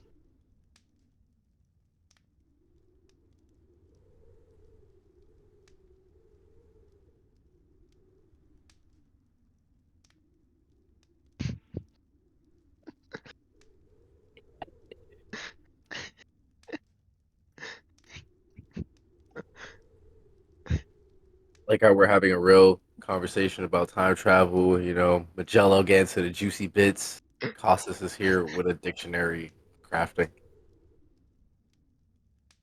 There could be Great. some cool recipes in here. There We were got it from 5 Magic Tower. wizards of old. There was Magello, who found them. Magello, as described when they found them over 2,000 years ago. Magello was young, a young human.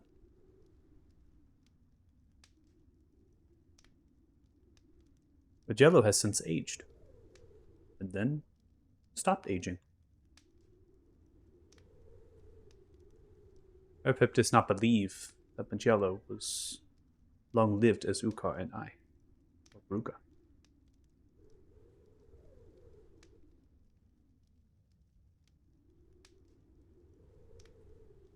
He said 5 wizards of old. Who were the other ones? I mean, I think I can guess one, but who were the rest? Sure. Give me one second. Pull up the notes. Dun, dun. Pull up the notes. Dun, dun.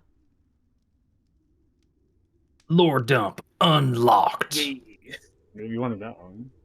Like a 66 sessions to get to Magello lore. Hell yeah. But we still can't translate gnomish. What do you mean?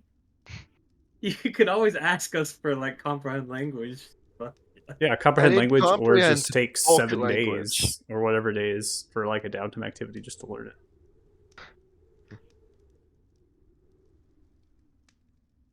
I need to comprehend like this is 800-page book or something. It's not In gonna 1350 in Taurus, 5 masters of the arcane banded together to defeat Berithun and stop their destruction upon Arthuria. These masters consisted of Magello, Willen, Maldrum, Gwynferin, and Ren.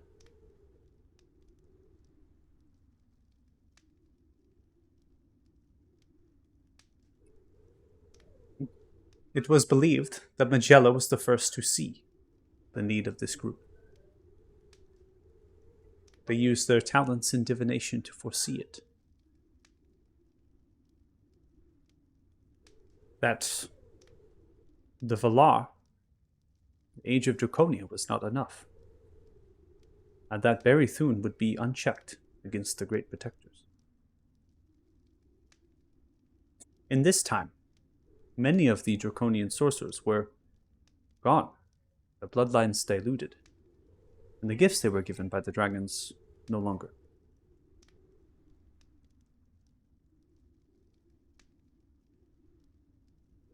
Muldrum. They were a dwarven wizard from Clan Redall. They were orphaned and thrown out for their experiments, in particular of necromancy. They developed augmentations and advancements in constructs, and they were very high rank in the Ruglark for what they accomplished. They were solely responsible for helping build the Wizard's Keep on the defeated Berrythune's lair, Mount Dramar. Willin was a gnome wizard. They had great powers of abjuration and enchantments. It was believed that Willin also had lived in the Feywild for most of their life. Willin did not share much about their time in the Feywild, though, only that they always longed to go back there. It was believed that when Willin left after the Wizard's Keep was built, that Willin went back there to live the rest of their life and to die. Gwynferin. They were a highborn wizard from the houses of Elyon, particularly from House Meril. They were revered for their wielding of evocations. They have a very disastrous fate. After the Wizard's Keep was built, they honed for more power, and they set their eyes on known as Xylox, eye monsters. And they attempted to use their eye stalks to create a powerful staff. It is what led to the Xylox Revenge. Nearly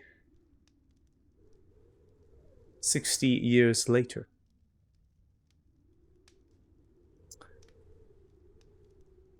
They ambushed the labyrinth of the Wizard's Keep.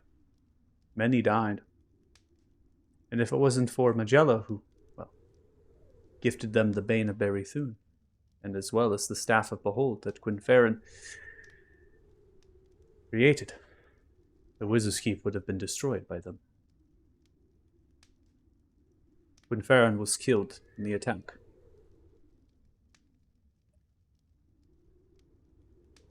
The last wizard of old was Ren, and they were no wizard, they were a sorcerer. They were a descendant of Draconia, and they still had quite potent red draconic blood. Their powers awoke when they were a toddler, and it was told that they killed their own parents, burning their house down and much of the village they were born in.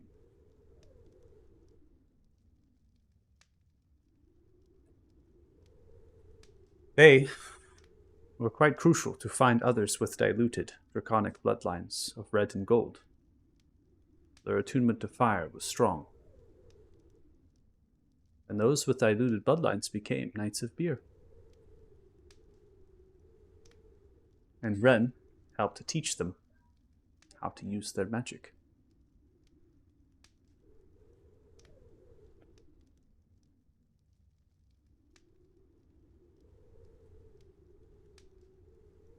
In the stories, it is only suspected that Gwynferin died of death that was not old age. After the Wizard's Keep was created and Gwynferin had perished, Ren left. They did not want any part of what was going on with them. Woodland left. So did Muldrum. Jello stayed.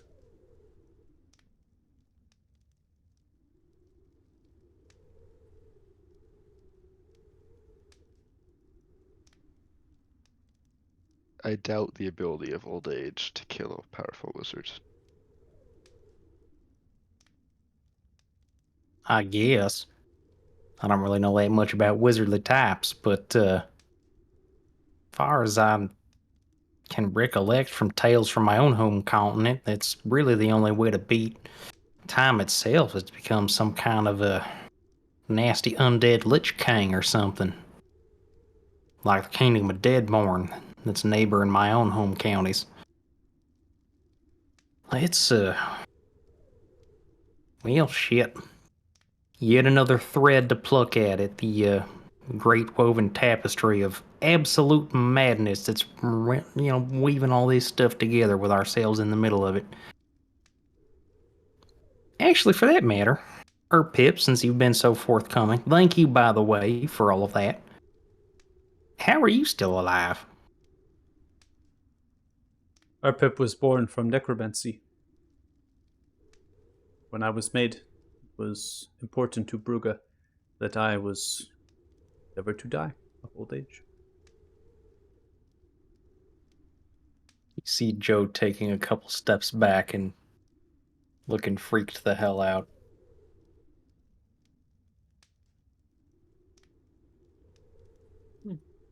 You know about then prophecy back then about the firstborn meant to end the Tautars?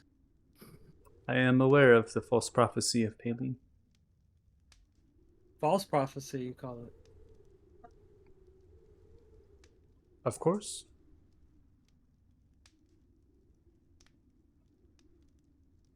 Go. What makes it false?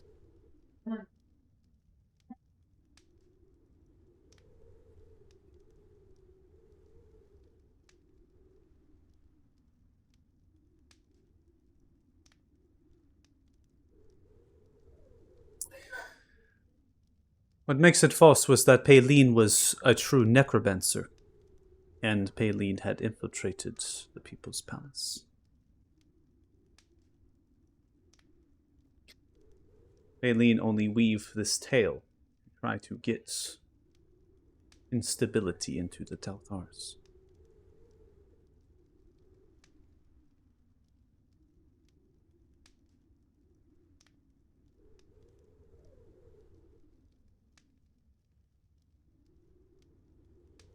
So Palin sought to put the end to Tautars himself.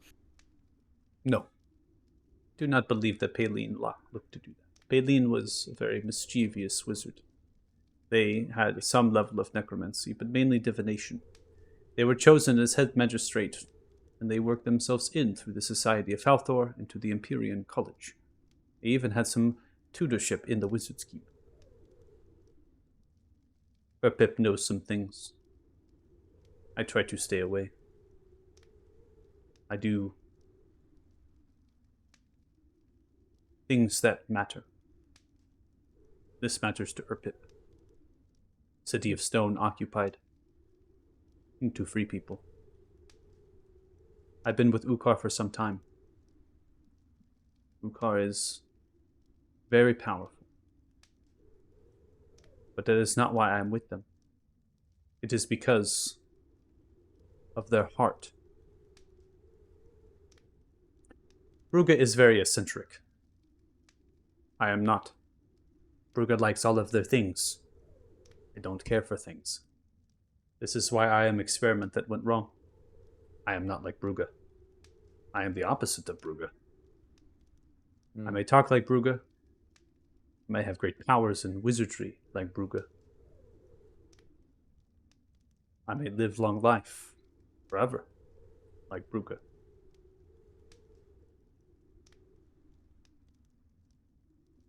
It was Magello who replaced Palin.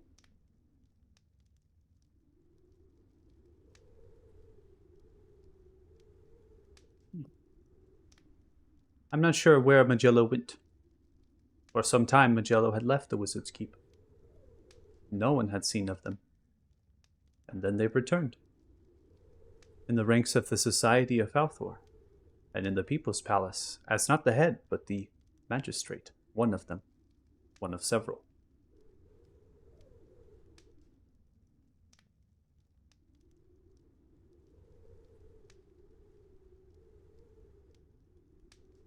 Pip would have to guess that Magello was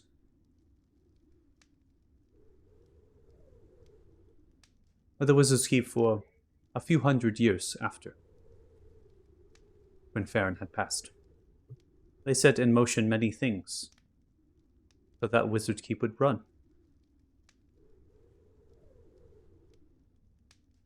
But like the others, they were gone.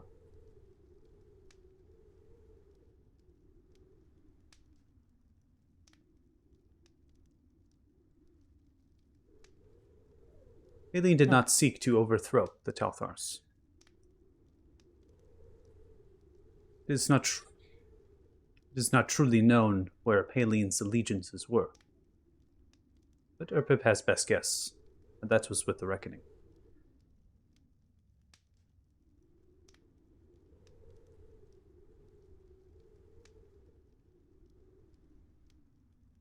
Well, that prophecy, that's the one that led to Damodar, isn't it? I don't know.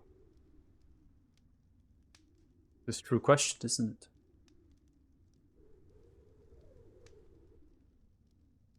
it?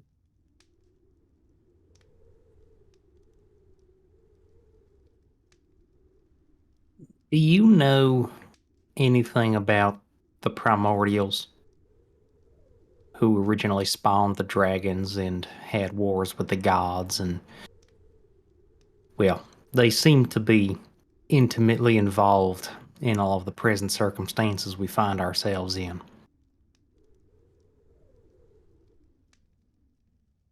There is very few people that have gone to the elemental planes. The wizards of old were such people. One cannot merely plane shift to them.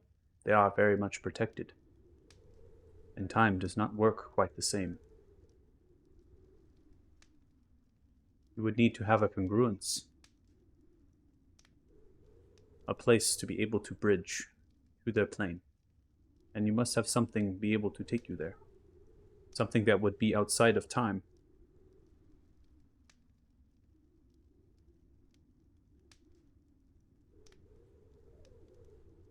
Sometimes the primordials speak of power that can be found in their plans. Is there something specific they are referring to, or is it more of a general concept? It is proposed that the epicenter of creation is at the home of the elemental planes. This might be what they are referring to. The wizards of old did not speak of any stories.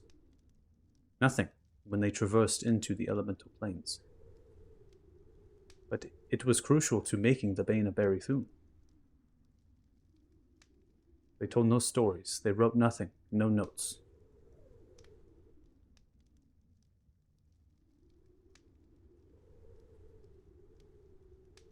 My guess, Erpip thinks they didn't want anyone to know how they made it, so that no one would know how to destroy it.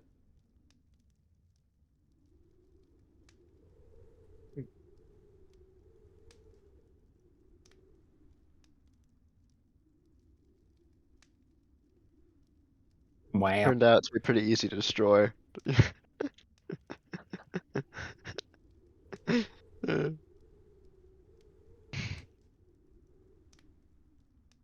Yeah.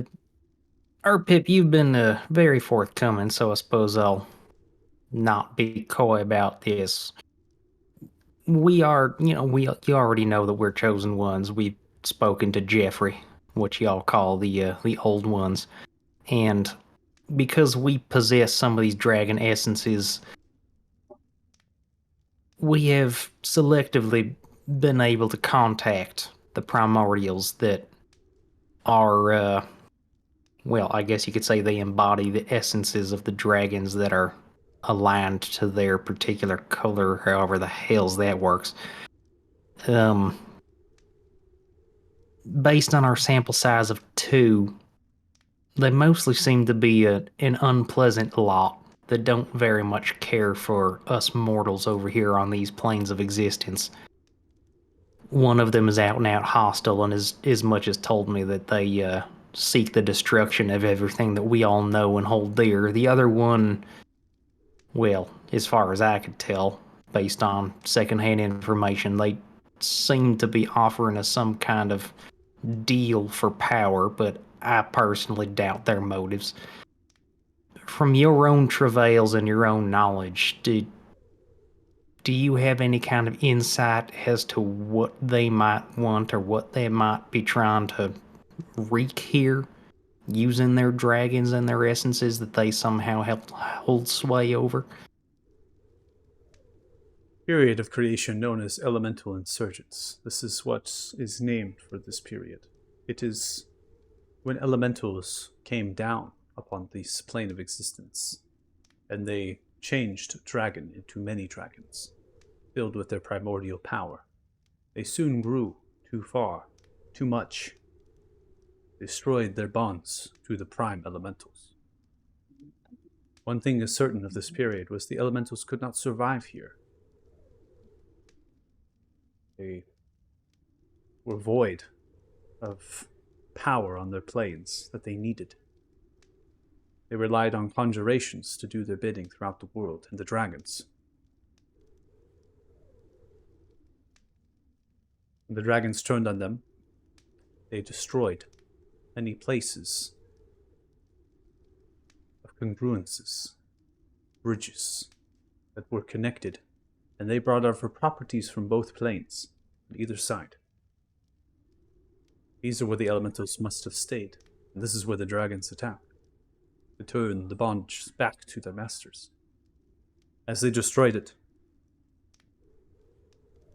prime elementals had to flee, and so did the others, the other elementals, and with that their conjurations. The dragons stayed.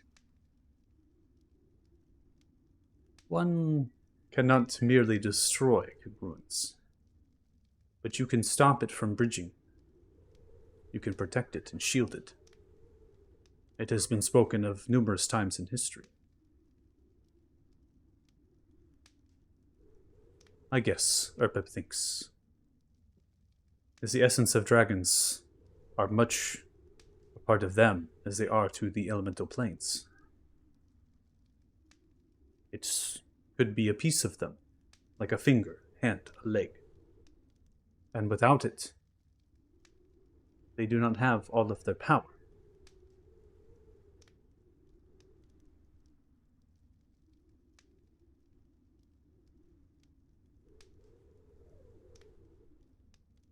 If they are to get it back, they could, I suppose, be more powerful than the other prime. And they could push upon their planes and take them over.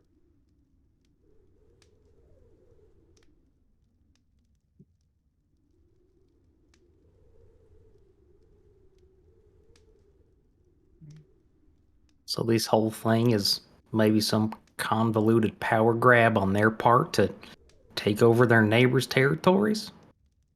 What if all the Elementals. prime elementals were together? Thanks, back. Go ahead. What if all the prime elementals got their essences back? Pip does not know. I can only guess. They'd be more powerful. But they had their essences. This was before Damodar had taken them.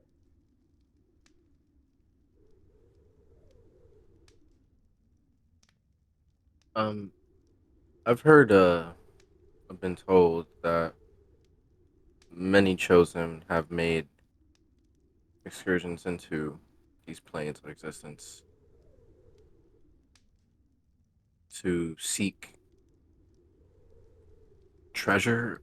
You stated that the creation, some sorts was created there. Are you referring to Eric's? Indeed. So the power to create Eric's coming from these elemental planes. Eric's is the name referred to as the epicenter of creation. It is referred to as a spindle, a web.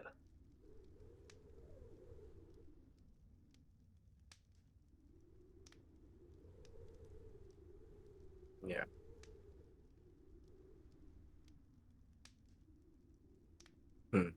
Odala will have an out loud thought. So, did Satoric travel to the elemental planes in order to create pseudo version?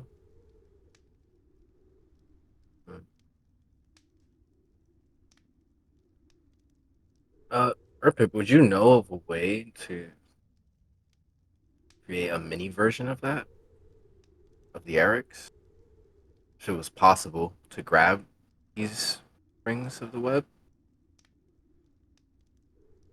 It may be possible. You cannot refute it. It would be most difficult, and Urpip has no reason to do that. Understandable.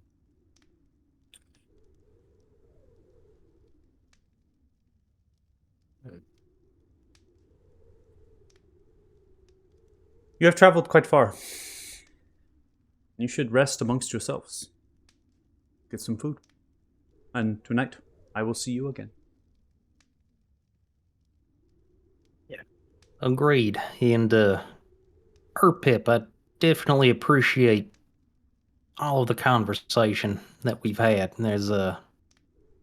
We find ourselves in the midst of absolutely incomprehensible forces, and any straw that we can grasp upon to try to figure this stuff out is very much appreciated. You are now amongst friends. Ukar seems to have taken a liking to you, as they do many people. They try to gather as many allies as possible, and this is just one occasion.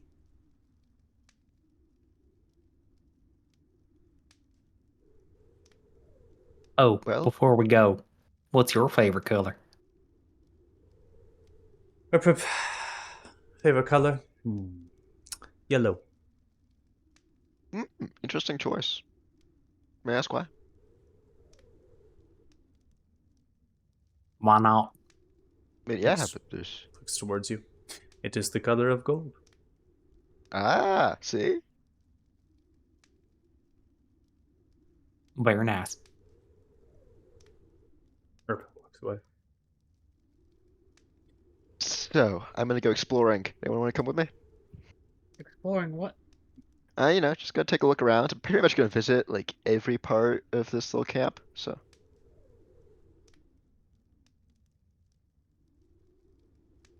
Sure, I'll come with. Cool, thank you. Got back up. This way I won't get myself killed. All right. Before we get to all of that, we'll go ahead and take a break, since we're at the kind of push past the halfway point there. So we'll go ahead and take a 10-minute break. We'll come back at 6:30 p.m. PST. And when we get back, we'll kind of go through what people want to do here in the camp, and then we'll have the festivities at the Great Chief's hut, which Ukar is going to kind of reveal the plan of what they intend, which is maybe aligns with you all, maybe it doesn't. I suppose we'll find out. So, watch the stream. Thanks so much. Really appreciate it. So we'll come back at about 6:30 p.m. PST, and hope you see you when we get back. Bye. Hold up. Oh, yeah.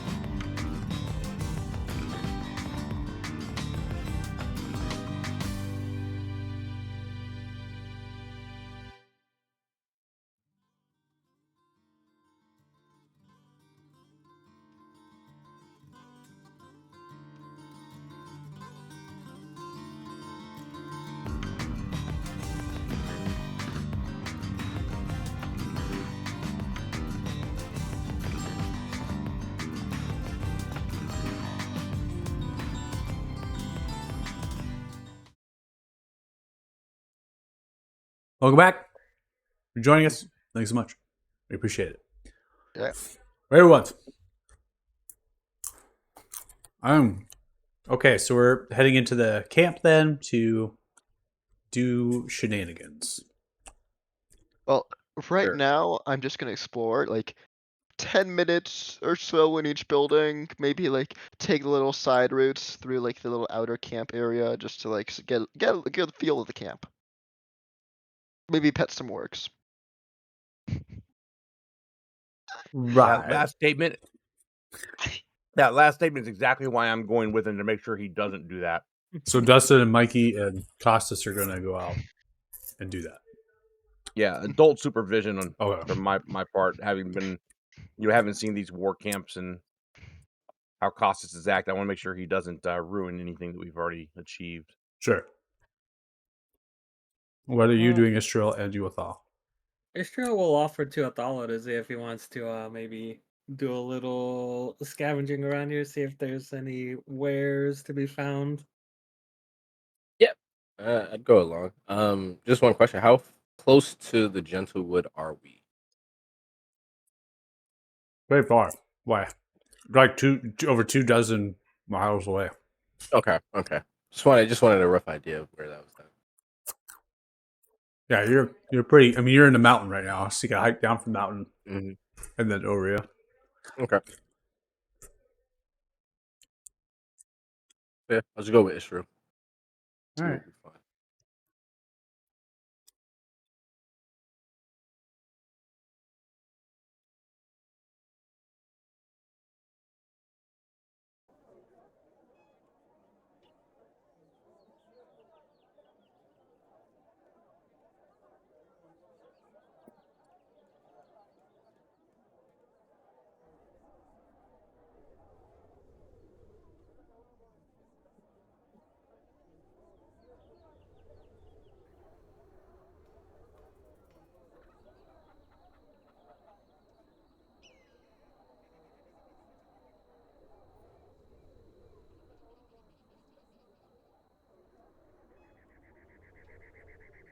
So was the meeting with the Great Chief at number 1?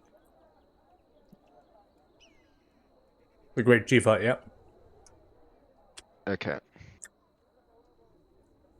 What building So are you going to go into first?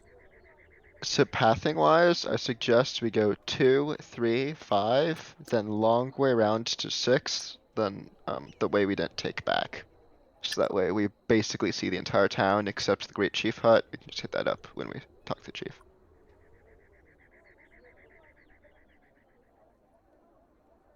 Cool. Hit the entire town. Works Yes. for me.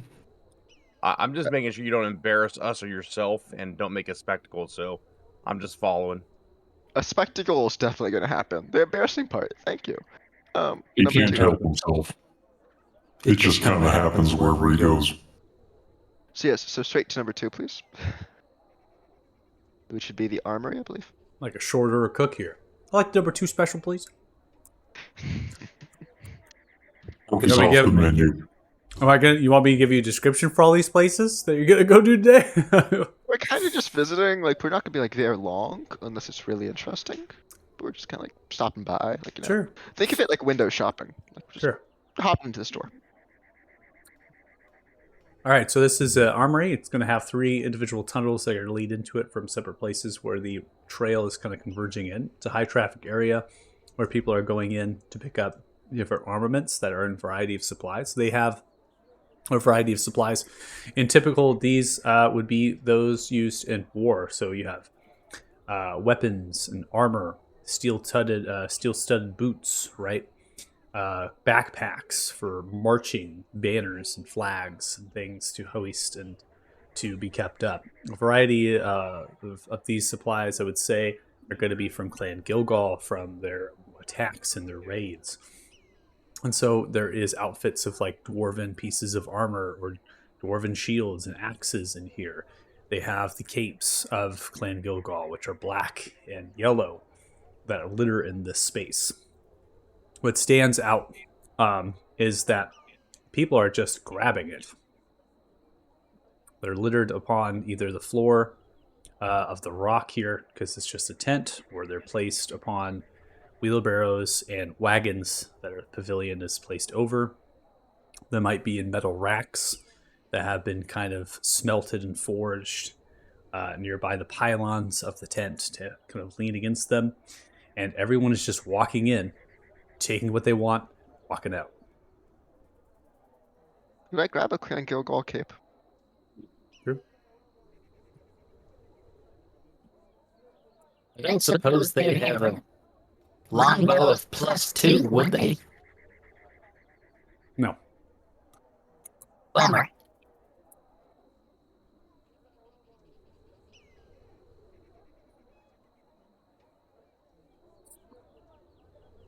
Maybe You a are- +3. You are in a war camp of orcs. And this armory is the spoils of their war. Common weapon and armor. None of this is going to be enchanted. Oh yeah, so no magic socks of ogre slaying. No magic socks of ogre slaying. Can I have magic socks if not getting Lame. wet? Huh? Can I Dude, get yeah. magic socks that don't get wet? Magic water magic repellent socks that don't get. Gore-Tex, yeah, baby. Magic Gore-Tex.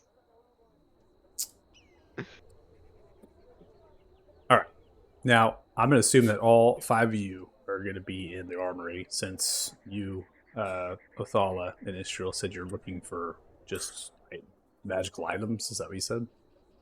That and like materials. Oh, like vendors for stuff? Yeah, I'd be looking, since there's like how they create their infrastructure. I'll be looking for like metal scrap, like if they have that around. Gotcha. That's what Othala is trying to eye out.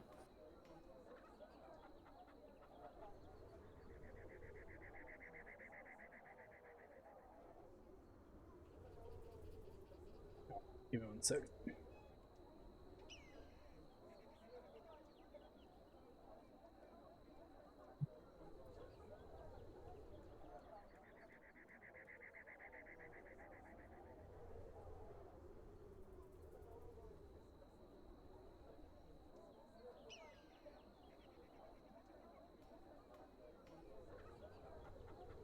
Did a Dirty Joe need a +2 enchant?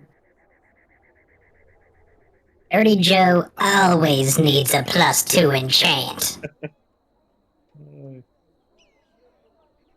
Because I could do those.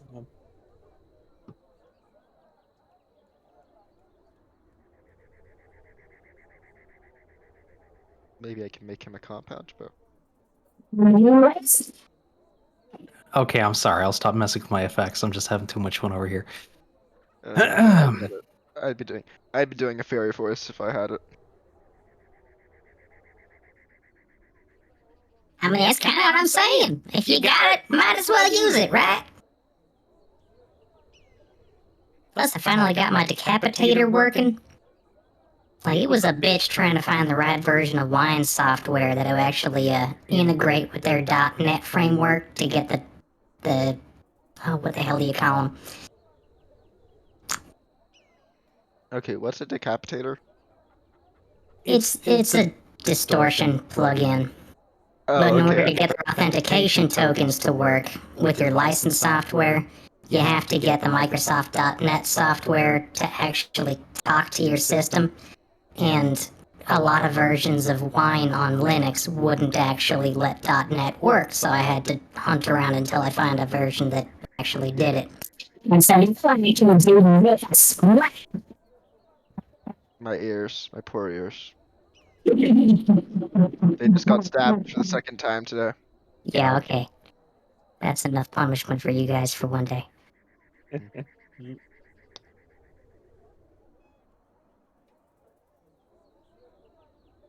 But anyway, yes, a +2 longbow enchantment. That would be really nice indeed. Ooh, okay. Let me see if I remember how to do this.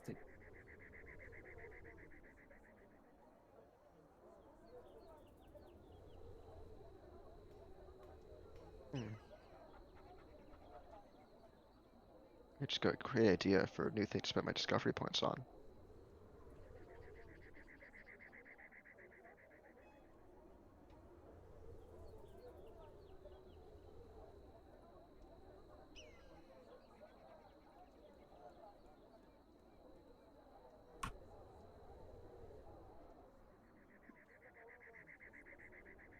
Yeah, I'm just gonna waste my discovery point on just making my version of a Blood Knight and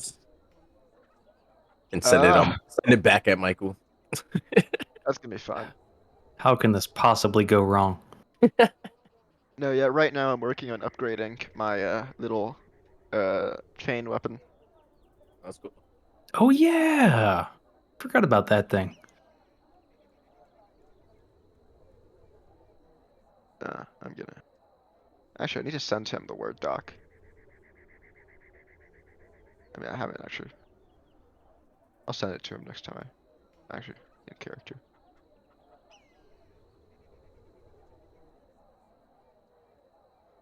Costs his character emails. Tosses his emails. I was trying to do like the little intro sounds, but that... That all pop up for you? Yep. Okay. That's pretty much anything that's going to be useful here. I'm going to configure some of the pelts here. The email. The email. Oh, they have exquisite dark steel. I knew you were gonna look at that one.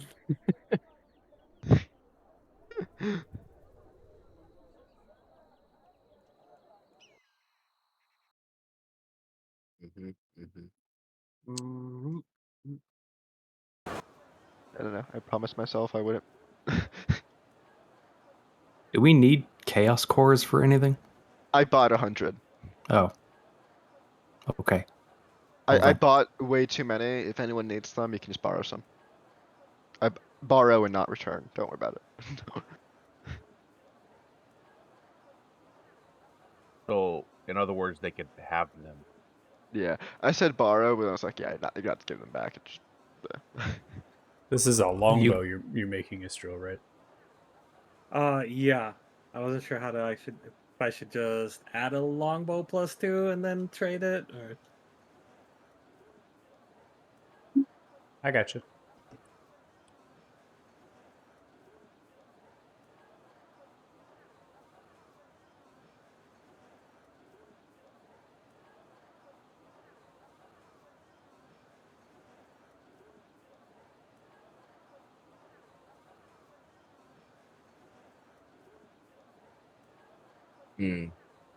What did I need for the remote again, Michael? Was it fine metal scrap or was it exquisite? It's 5 mil scrap.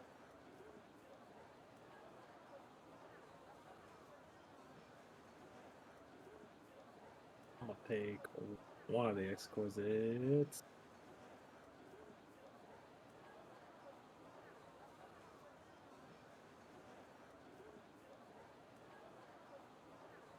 The longbow is configured now.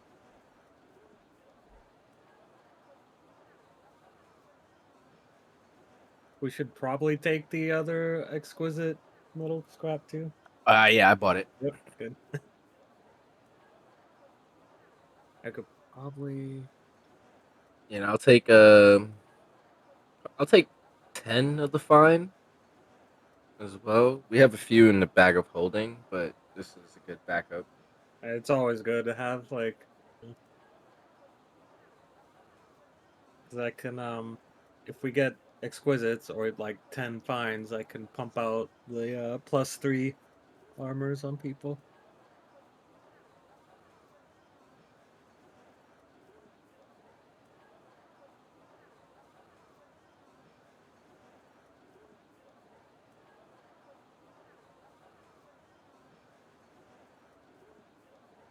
Does everybody have at least a +2 armor?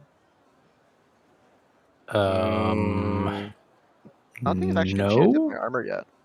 Yeah, I have a +1 leather. I have a +2 focus though. So Yeah, I got a durable too. I transfer over the longbow of Sick. Keen to Mistral to Joe. Perfect. Thank you. Thank you so much. Hell yeah. There's that, but Joe, that you see all those fine pelts of fur and hide? In the shop? Mm-hmm.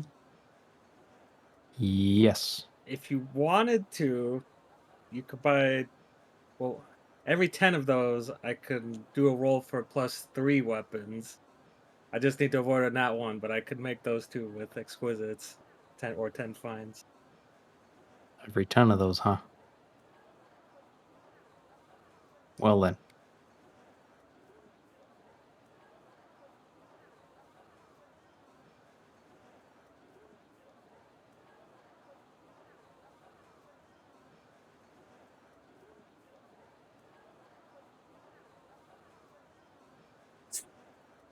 Can't drag over to the bag of holding. What's that? So I don't know why I can't drag into the bag of holding, right? Oh, we can't? Oh, goodness. I don't know. You can't drag stuff into just the weight backpack? Is that what you're saying? Oh no, it worked. It worked. It just made Yeah. a duplicate. Yeah, anything you drag over will always duplicate. So anything you drag over to other character sheets always duplicates. There's no pathing for deleting the previous one. I think there's a couple modules that allow you to, like, if you do that, it'll delete like the previous item, but you really run the risk of, like, if it doesn't transfer correctly, you will lose that item entirely. So I'm just Got it. gonna set my materials to 0 and just increase the amount in the bag. yeah, you can totally do that. You know, whatever floats your boat. You know, whatever works for you. I think it's just, you know, try to find a system that works best is difficult to do if you're, you know, I've also thought about maybe making an actual like NPC sheet instead of a group sheet, and then having the NPC sheet be or a player, it should be a player character sheet, and then it'll be the bag of holding, right, or the container, and then Yep. I would be the owner of it, and so you can actually just trade to it instead of having to drag things over, because I think that would actually work. If I was the owner of a PC sheet, you can actually initiate a trade with that sheet and then just send things to it that way. But then I'd have to trade it back to you, right? That's fine. Okay. Right. So next downtime, we're gonna have some crafting to do. All right, so we got 27 fine Yeah. out of scrap. So Joe's trading me some more. I'm gonna put them in the group.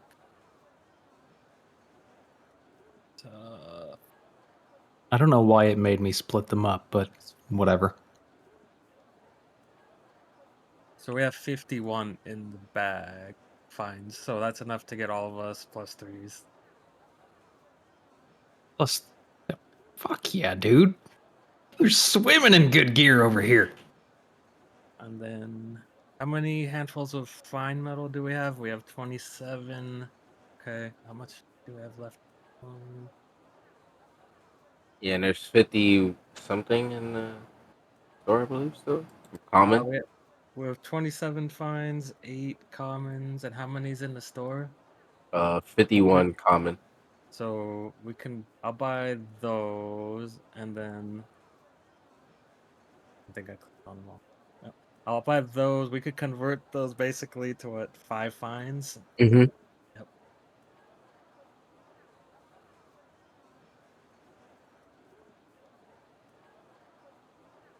Where the hell did this economy keen 2 thing come from in my inventory? That's to keep track of when you want to lower the crit threshold of your weapon. So Right. You can't do that on the weapon itself. That thing that I've never done for my +1 the entire time I've had it. It's like I just reread the weapon blurb for this thing that I've had for like half the campaign now. lower the crit threshold of weapons attacked by 1 until the end of your turn. It was like, holy shit, I could have done that the entire time and I never did.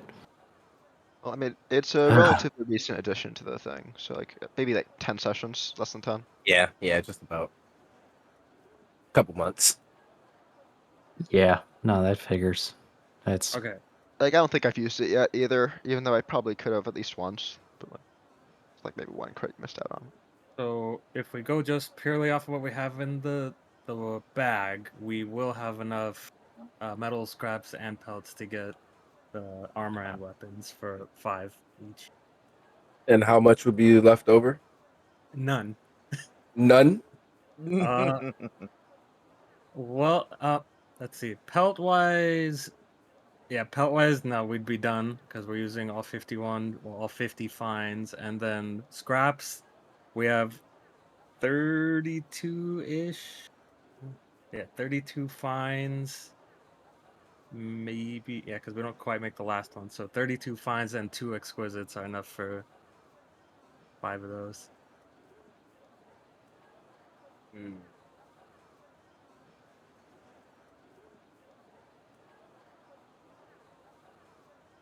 Man, I think we could take Otalo would probably take a sacrifice on that for right now in order to fix the remote.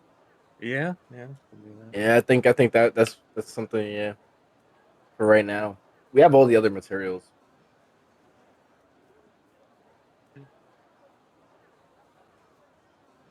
Okay, yeah, then that'll be the plan for the next downtime we get. That's great. Everybody sick. plus Yeah. 3. I might not need a +3 weapon next downtime, so. Oh, That I am, guys. Let's take this moment and savor the ambience. Lucas just said he doesn't need a +3 weapon. amazing.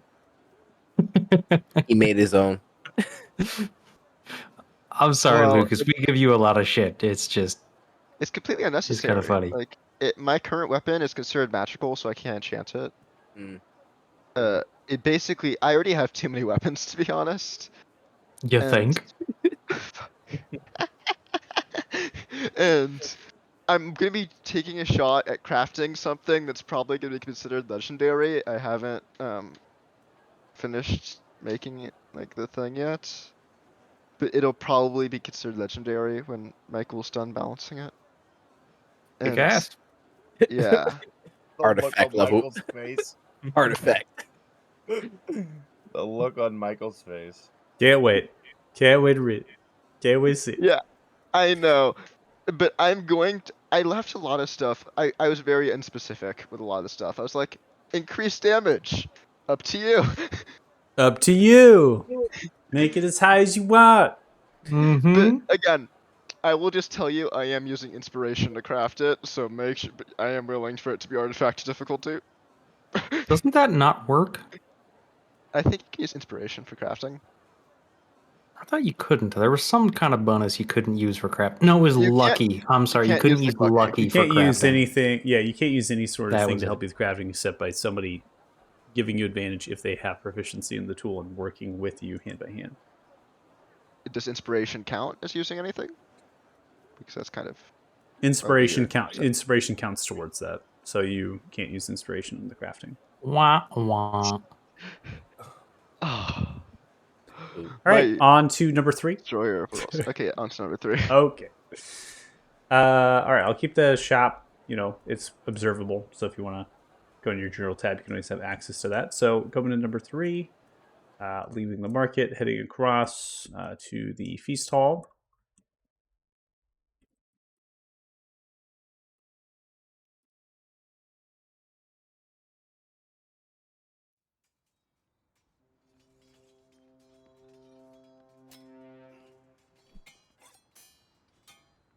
That's some fun noises. You're going to walk into an open, large rectangular pavilion with an arched frame that runs through the center point upon entry, and there is just an opening. Many of the fire pits have been cleared out.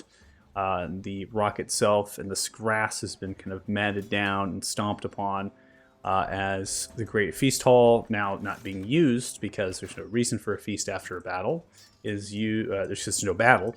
going on right now is being used as a sparring tent. So people are in here that are combating, they're fighting against each other, various orcs, different tribe colorations as they're grouping together in spar formations and kind of battling each other. For contests, there's groupings of small tables in the outer rim. They're kind of sitting themselves down, drinking ale from casks, fried kegs that have been tapped with the Clan Gilgal symbol. They might be drinking from clay pots and pitchers as they uncork it, pouring them in to their own clay mugs or their bowls and drinking them. They have ladles fitched into barrels of water if they want to get water, and they're really just kind of having at it. There's one person in here which really stands out amongst the rest. They appear to be a dragonborn with a tail that comes up from the back end of themselves, and they are plated in a very fine-tuned gold armor.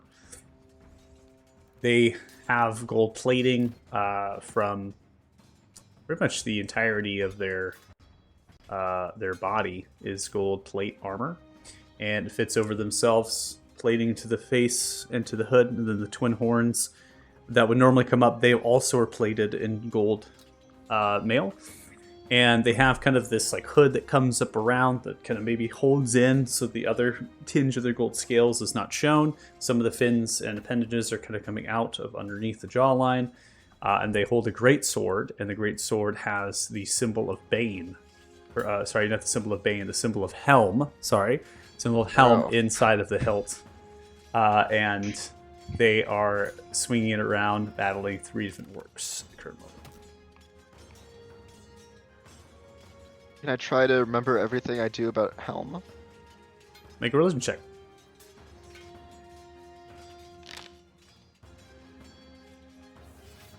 19. Helm is the god of justice. They usually have a cohort of angels known as the Fist of Helm, and they maintain dominance over their domain, the Celestial Plains, or Celestia Plane. Does this guy look at all like the Golden Knight I met in town? No, this doesn't look like the Golden Knight you met in town, but does have golden armor.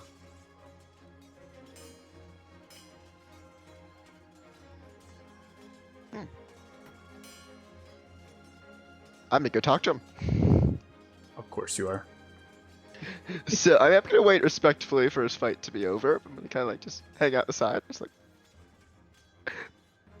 nod my head as they fight.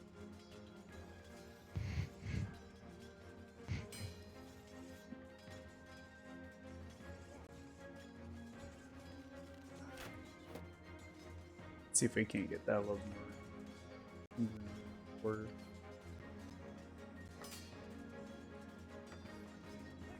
It doesn't want to save. Okay, that's fine. All right, so as they finish their battle with the 3 orcs, begin to subside after having some defeats by this gold dragonborn. See the gold dragonborn sheath the great sword, make way over to the water barrel, filling themselves into a silver goblet that's nearby their backpack, and a variety of supplies that they have tied to that backpack. Backpack itself is red and gold silk. It's very elegant. They sip upon after lifting the plate, like sipping it down into the jar, then closing it. They make your way over. They look directly towards you. Hello. How can I help you? Hi, I'm just interested in what a paladin of Helm is doing out here. Or I'm assuming that's what you are. I am. I am a paladin of Helm. Yeah, I mean, My name is What? Vistar.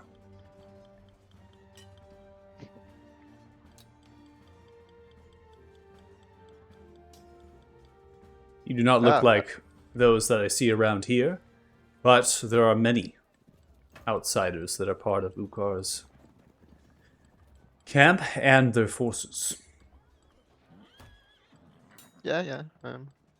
We just got here today, taking a look around. Wonderful. Are you affiliated with... Looking around from left to right. I don't imagine a tribe of orcs. Perhaps A small adventuring party. small adventuring party. I see. Well, glad to have you. Any friends of Ukar are friends of the Dragon Pike Rebellion.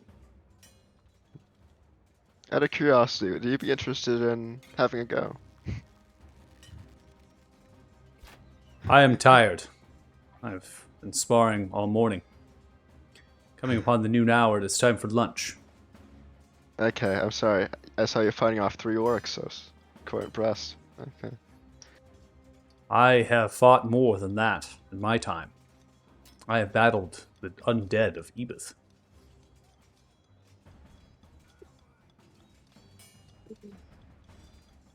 I think I might have fought quite a few more undead. They're actually, I've fought quite a few undead as well. That's Perhaps you fought in the same war.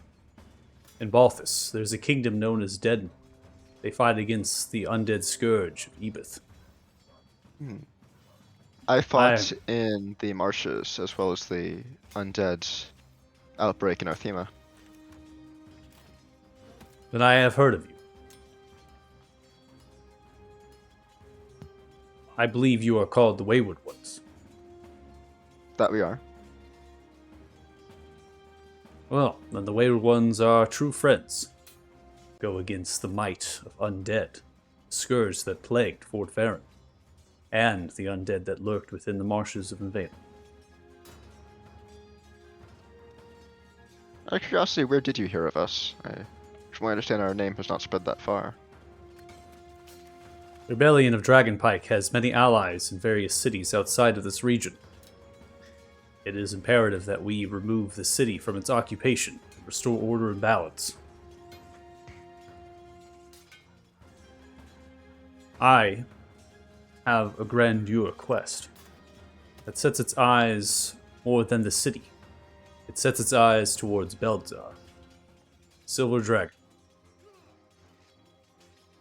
Before I went to Balthus and served and became a vigilant eye against the Ebith undead, I was born to Belknock, the village of Nesquil. In my brood I had left. I had no place there. I set my eyes on something else. And, fighting the undead, messages were passed to the kingdom, and they spread, telling that a master of dragons had claimed this land, my homeland, and that Horan was amongst them. The Belknock serve the Great Protector. It is unlike Horan to be bound to violence, to not protect the people of this land.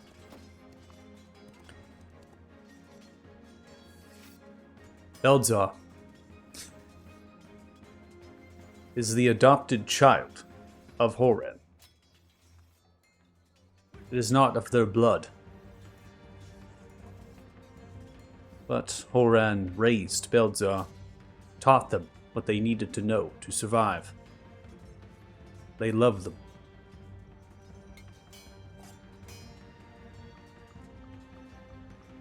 Beldzar could very well be part of the law. The Great Protectors, if they are to be freed from their bonds.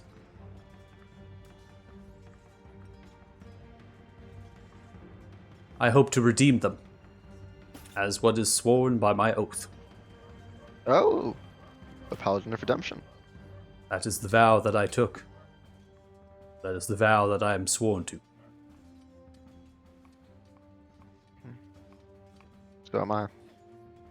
And you are of like mind to me. Perhaps you will see eye to eye to save this dragon. I agree with you on that, although some people say I often do not behave as my oath would imply.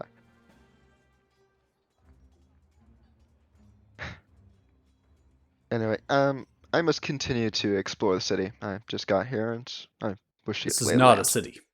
Oh, It is a not war camp. War camp, so you're correct, yeah.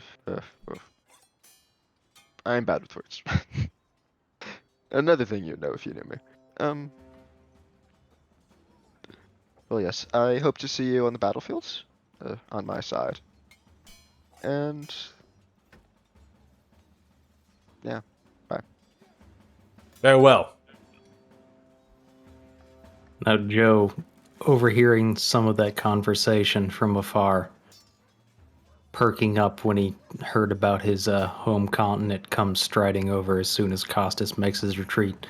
So, wait. I'm sorry, friend. You said you were in Balthus fighting the undead hordes there?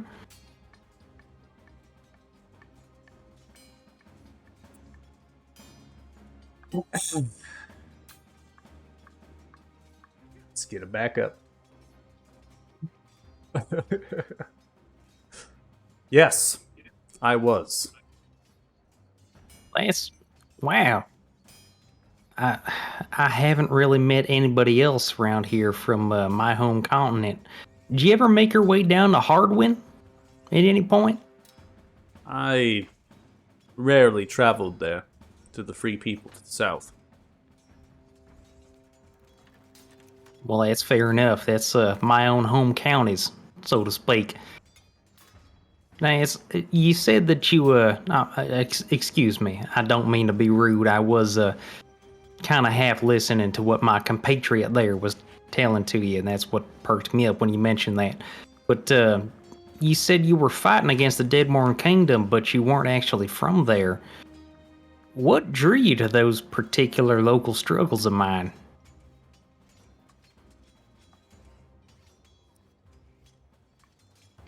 It is the messages that traveled across the land that called for aid to fight against the undead. I, being part of Belknap, had to have a level of martial prowess to survive against the number of creatures in the Crystal Desert. Unlike my brood, I sought to adventure throughout the land. I settled on Balthus because of the blight that plagued it. I was drawn to the devotion to Helm that Kingdom Deadmorn had, and of course the Order, the Vigilant Eye.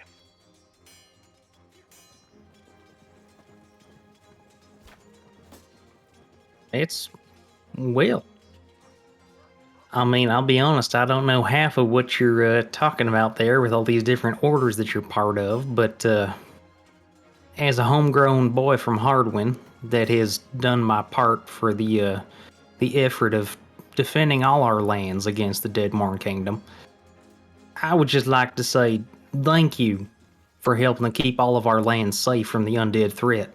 They have done nothing but harry all of the free folk from back home. So again, thank you.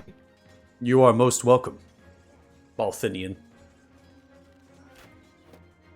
And I'm sorry if I'm prying, but could you tell me more about this network of messages of people passed around continents trying to rally defenses against undead threats? It is only the messages that the Kingdom Deadborn had sent out for aid to various places throughout the land. When I received the word, I was staying within Beelder, and I was learning secrets of that society of Falthel. Trying my hand at different things, I suppose. I never once found myself keen to pen. It was my hope to earn enough rank to maybe perhaps become a Justicar. But alas, I lack something that others had within Beelder. That was nobility.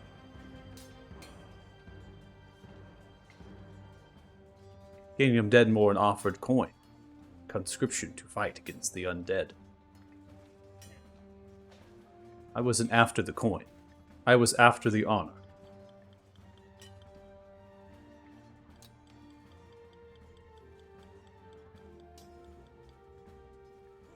My oath was taken when I was with the Vigilant Eye.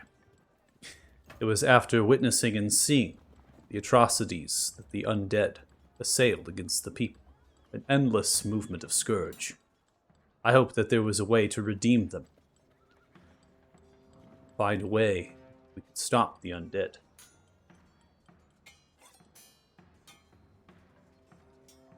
I did not.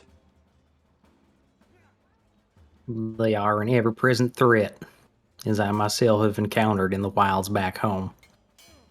But, well, and it seems to me that nobility seems to matter more on this here continent, more so than back home in Balthus, as long as you're a good homestead and family. you have the respect of all of your peers. So, hey, if once your travails are done, if you're ever looking for a home of people that will respect you for the service that you've done, if you ever want to go south, Balsas, back to Hardwin, you'll find a happy home there full of people that love to have you around. Beautiful green forests everywhere you go, rolling foothills, lots of logging opportunities. It's one of the things my family availed themselves of, exporting timber to various war efforts around the continent, mostly helping keep the undead at bay. But we'd be happy to have you. You are a kindred spirit, and you'd make a fine countryman. Thank you. And after my quests are completed here, perhaps I will take you up on that offer. What was your name again? Just so My I get name it straight. is Vistar. Well, Vistar, you will have a home and a welcome recollection with the Buckwilder family. And you as well, the Rebellion of Dragonpike, if you were to find yourself in need. I will be meeting with the great Chief Ukar. There is a plan afoot to relinquish occupation of the City of Stone. You should find yourself Indeed. there. You're wanting to help. Sure thing, man. Sure thing. Well, take care now. I gotta catch up with my brethren here.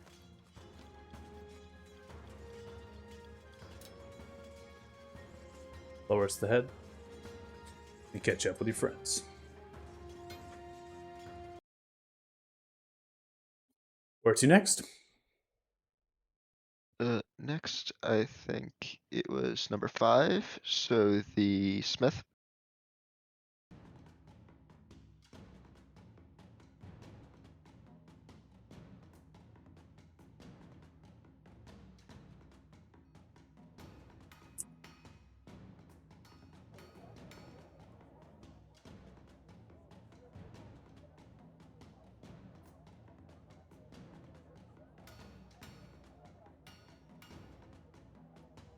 All right. So, Warsmith, they have multiple smelters, and that sit into lesser tents that extend outwards of the main pavilion. The main pavilion has a central forge with many different flutes and crevices for billows to pump and accordions. Underneath the flames, it stokes the hearthy coal. And those slots, are kind of have these kind of from the red rock stone of the actual forge. They do have metallic panels that they can be closed. The anvils kind of circle around that, and from there, the entire tent has like netting of chain above it, where tools are dangling down of a variety. They're making things, and as soon as they make them, they're tossing them in piles or throwing them in wheelbarrows, which are then going to be moved to the armory. This warsmith here is mainly smelting ore into ingots and then turning them into weapons or repairing weapons and armor that have been recovered from wartime. It's a variety of people in here that are shifting their weight. There are many different smiths, but there is one voice that is paramount of all. This orc, who has wrinkled flesh, tatterings of scars across, with different appendages of ears and sorts of accents of this blackish dark steel plate armor upon them, with ruffled leathers that are kind of scarred and tattered across the forearms and bracers. They themselves stand about 7'4" in terms of their height. They have a very broad head and wiry, greasy hair that comes down that's thick of black just below the ears. They are pointing. No, Hammer! 3, not twice. What are you doing? Break that shield! You fucked it up! Not again! Drog, I have told you numerous amounts of times, when you are putting in pins, you use the circular peen hammer! Sees you, immediately squints the eyes, pushes past. You have a nice suit of armor on. Look at you, grabs your cassis and shakes you a little bit. Where'd you get this made, I made these it. weapons. You made this yourself. Yes. Finally. Grabs the hammer from a chain, pushes it at you. There you are. Get to work. No! Okay, yeah, sure. Say it again! I'm not For here to work, officer's but sake. you know what? Okay, good smiths around here. I'm not here to work, but if you Start want off me with the to- blades of the axes. Points to an anvil at the top left of the forge. Get to work! You see, as you're moving over there, there's literally a crate of ingots that are now being set down, more so from another orc. They're just piling on. You see many smiths that are working the semi-like fashion to produce the blades to the dies of the handles that are being spun of wood or metal, and then they're being kind of peened onto them and then tossed. I mean, it's all being piled. It's all assembly line product. So you're literally thrown to assembly line, and you just start smacking what's handed to you, put it in the forge, make it the blade. Roll Smith's tools. How much time do I have until I need to meet the chief? Until the afternoon, evening. We'll call it Yeah, I right got now. that. We'll call it at like 12:30ish. Go ahead and make your roll. Need to open the- okay.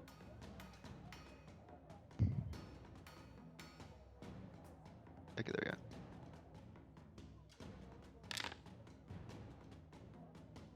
Do that roll. Yeah, I got it. Okay. Make a finely pristine blade for this axe. It is exquisite.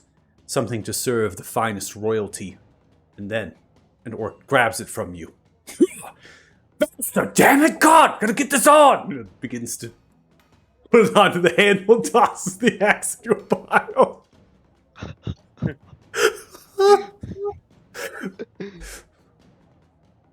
See, as they fold the arms, looks towards the rest of your party. The orc that yelled at you put you to work. What do you two need?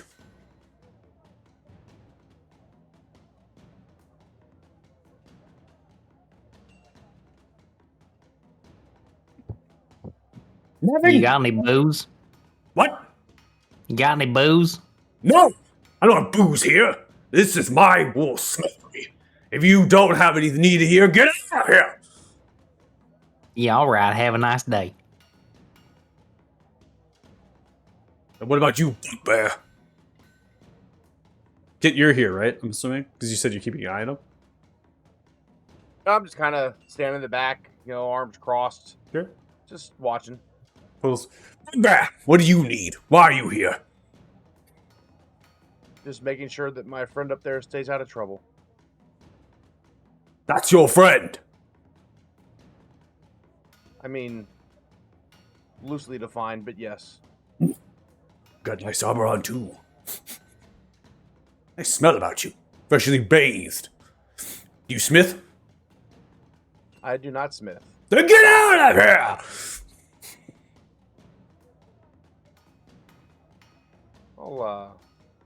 I'll leave as soon as my friend does there. Trust me. Who are you to don't speak to have to handle Tulok like this? I am War Smith of this camp.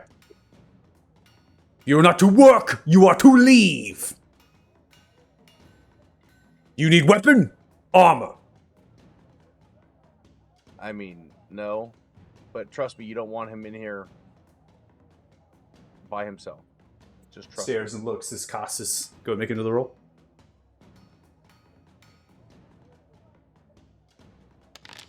You make an even more exquisite blade of this axe. It is pristine. The orc takes it from you. What's that here? Jiminy crickets. Like on the Tulak verge of folds the tears. arms and looks. That is the best smithing I have ever seen in my entire existence. Looks back to you, Kit. I think they'll do just fine here.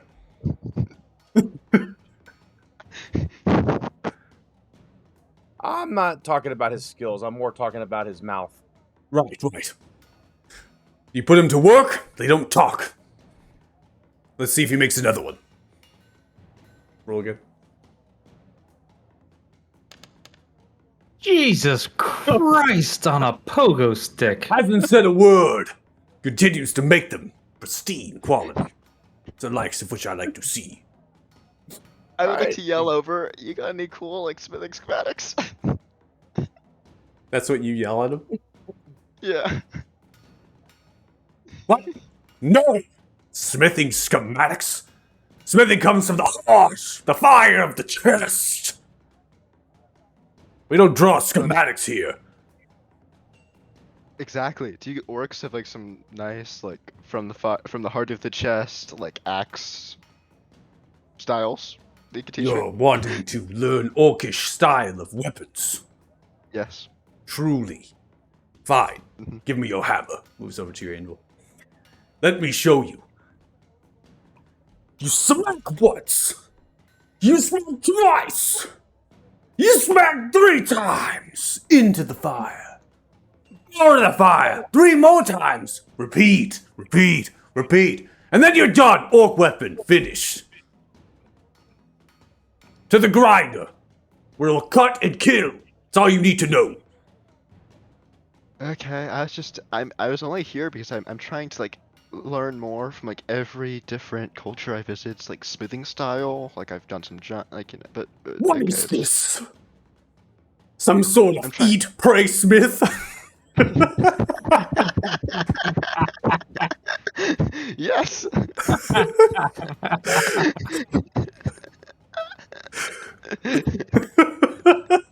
Yes, that's exactly what it is. Can't even. Oh. Well Well, played. you've come to the wrong place.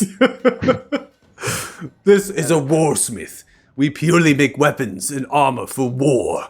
We are producing as quickly as possible. As soon as the ore comes in from the mine at Lokta and the spoils of our victories on Clan Gilgal's railroad, we will make it into weapons and armor. You not see the adamantine that comes from the mine we have in Lokta, the dark steel from the raids of the Clan Gilgal, and the iron, the spoils of that victory. Let me assure you, here you will find dark steel, adamantium, and steel weapons and armor used to kill, cut, bleed our enemies. I'd like to look around and see if there's anything I can learn here, / any really cool smithing tools that I could like use. Like basically just anything for me here as a smith. Before you get that tool, what are you doing? Keep looking! Look at this! 2 crates of ingots now! There's no time to look! Shut your mouth, keep working!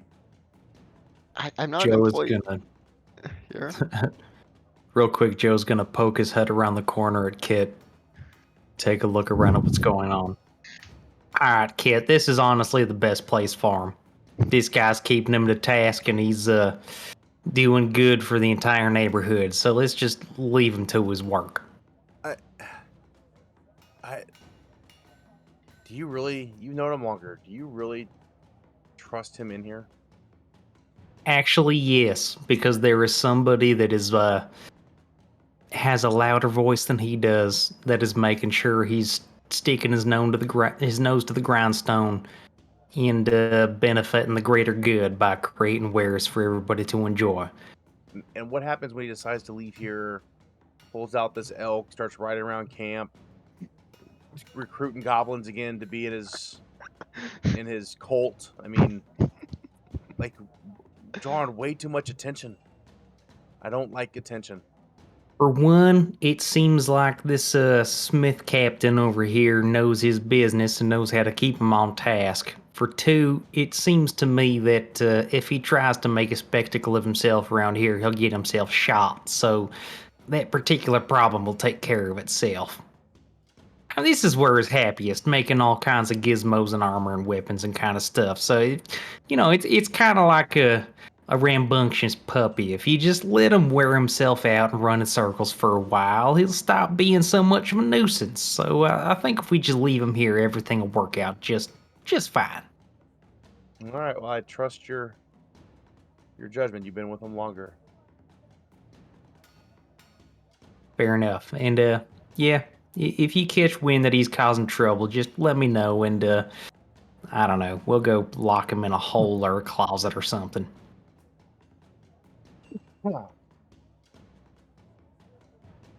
I'll Costas, turn around and have walk fun, out. buddy. You know where to find us. Cool. Okay. Wait. Where are you guys going? Don't know. Not your problem. Shut your mouth and get back to work, Costas! You're my Okay. smith now. No, You I'm goddamn right. not. If you meet your Should I roll quota, perhaps you can drink an ale with me. Oh, I'm sorry. What's his quota? Given the hour, a stack of crates. I will need at least 14 of these blades smithed. I think he can do at least 30. 30. No, I can't. That's the spirit. Your bugbear friend speaks wise. 30 sounds good. You have skill. Just quicken it. Okay, Stop I'm a. Should beveling I the roll edges. The grinder will rules? take those out. Stop talking, get hammering, buddy. Work, boy. Should I roll Smith's tools? I don't need you to roll anymore. You could do this in your sleep. This is the difference between something that you love, that craft that you're spending hours on, versus the piece of shit manufactured home. Yep. I'm not saying manufactured of a species. I'm saying, it's like you know what I'm saying. You get it. You got it. Good. Right. You're just pumping these out. All I need from you is a Constitution check. Oh, See that's not gonna be hard. how you do with the heat. Saving throw or check? Just a check. Sir Costas of the amazing stats. So you are sweating, bleeding at the brow. You've gone at this only an hour now. And you see the water barrels from the orcs sipping it. They look towards you. Soot-covered faces and charcoal burns. You are burning yourself, moving at a quickened pace. But alas, you might very well meet that quota of 30 blades by come of the hour of this party, this meeting with the great Chief Ukar. Tulak the whole time, walking around giving orders. From you listening, Tulak actually is a master smith. They do have capabilities that far exceed what they're doing here. But they are making weapons of armor and war for many orcs and goblins now. It is imperative that they make all that they can as quickly as they can. They have no business for that. They also show at times that they put on these very interesting gauntlets and then help grab pieces of ore and ingots that are molten hot right out of the smelters, grabbing them with the gauntlets, placing them to the crates. Like oven mittens, they take them off, and then they put them in the back pelt of the pants. Okay, I'm gonna work really hard to get that quota. I need to drink ale with this guy. Is anybody else doing anything? I guess we're not going to the warg pens then. I can pet the wargs later. Might as well. Joe's just kind of chilling, going with the rest of the group. I think you guys left us in like the mess halls. I think you, Istriel and Othal, you were back at the armory, right? You were getting through the supplies and stuff. Yeah. Oh yeah. Yeah. You said you were looking for just like supplies, reagents, like stuff. If it's going to be at the armory. There's no actual shop or vendors here, right? So like they're going to stash it here, and that's going to be really it for this place in terms of items. So, as far as the rest of you, and also I suppose you, Istriel, like you four, right? This is going to take Costas all the way until the end of the day, workday, is what he's invested himself into. So, it comes to reason now, is that where are you all going to be at through the remainder of these hours until the Great Chief has their meeting that they've invited you to? I'd probably say we should, while Costas is doing all of that, we should just have a meal. Stuff. We've been traveling for a few days. Okay. Yeah, I'm just taking it easy. one thing that Joe definitely wanted to do as he was coming in, he noticed all the refugees.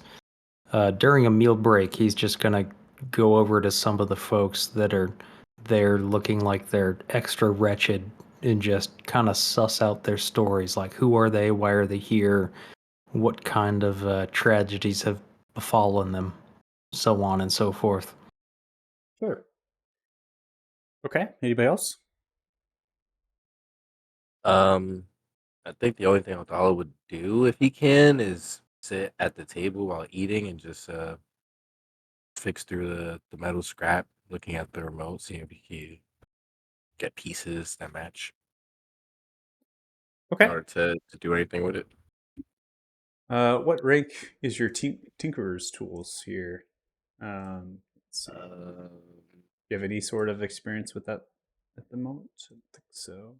I am half proficient. Don't believe we're doing anymore. I'm not so sure. Yeah, that's fine. We can keep with that. Okay, so half proficiency. And then I have the tool of expertise. You do have a tool of expertise. Plus 2, plus 5.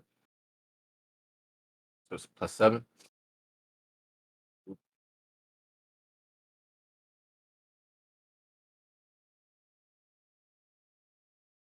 Okay, so you can't do it passively, so you have to roll. You give me a roll with your tinkerer's tools. Okay.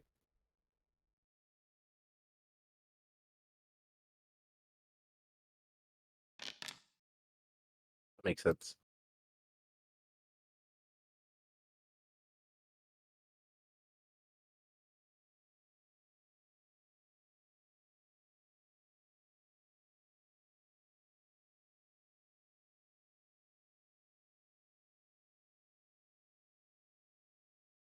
Also didn't add your intelligence to that, so it should be plus 5, plus 5, plus 2. Yeah. So that's 17. yeah, 17. Right. It is a rare in terms of its DC, so it needs to be an 18. One off. So that is going to be a failure. Wow. Damn. Does that use? That is going to consume the fine piece of construct material. Okay. Mm-hmm. Fine's not too bad. Yeah. Yeah. So you can go ahead and Is it- remove one of those, and we can go ahead and duplicate this. We'll go ahead and get tinkerers. Keep track of your artisan rank, because you do, even though you fail, right, you still get another advancement of that. So I'll keep track of that for you, or at least keep track of that for yourself, but I created it for you. Okay. So that will take an hour to run through the tinker. You do have roughly 5 to 6 hours for this festivity, so you can try it a number of times if you wish. Mm. All I gotta do is roll a 6. Yeah.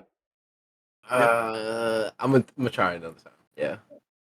I'll try one more. Okay. All right. Natural Oh one. no! Oh. So, narratively here, you're just out of your element. There's a lot. There's Yeah. not really a good place to set up. You got your tents pitched. You cook some lunch, but you're trying to deal with this desolate wind that's pushing through and the red rock dust of the iron oxide. It's polluting it's contaminating your area to build this thing, and so you kept kicking dust inside of it, and it keeps shorting, and so you're almost starting over, and so 2 hours pass by here, and you have failed both attempts in consuming those scraps, as the circuit fails twice. Yeah. Just look out over at Ishruak. Maybe today's not the day. You'll get it eventually. It just shows Spelcom. Great technology. And then You put in some good Otalo work. put the remote away. Okay. What was you saying, Fred? Sorry. Said you put in some good work. Doesn't count for nothing. Yeah. Eventually we'll get it. We're not heading to Felcom immediately. I should have it by then. How many crafts are we able to do by the end of the day? 5 to 6. 5 to 6. Okay. Question: is Costas able to craft adamantine weapons? Yeah, I believe so. Like passively or with a roll? Either. I think it's a rare, so 18. With a even. roll, definitely. Passively, I think probably as well. I don't have access to the shop anymore, but I think they had adamantine, right? They did.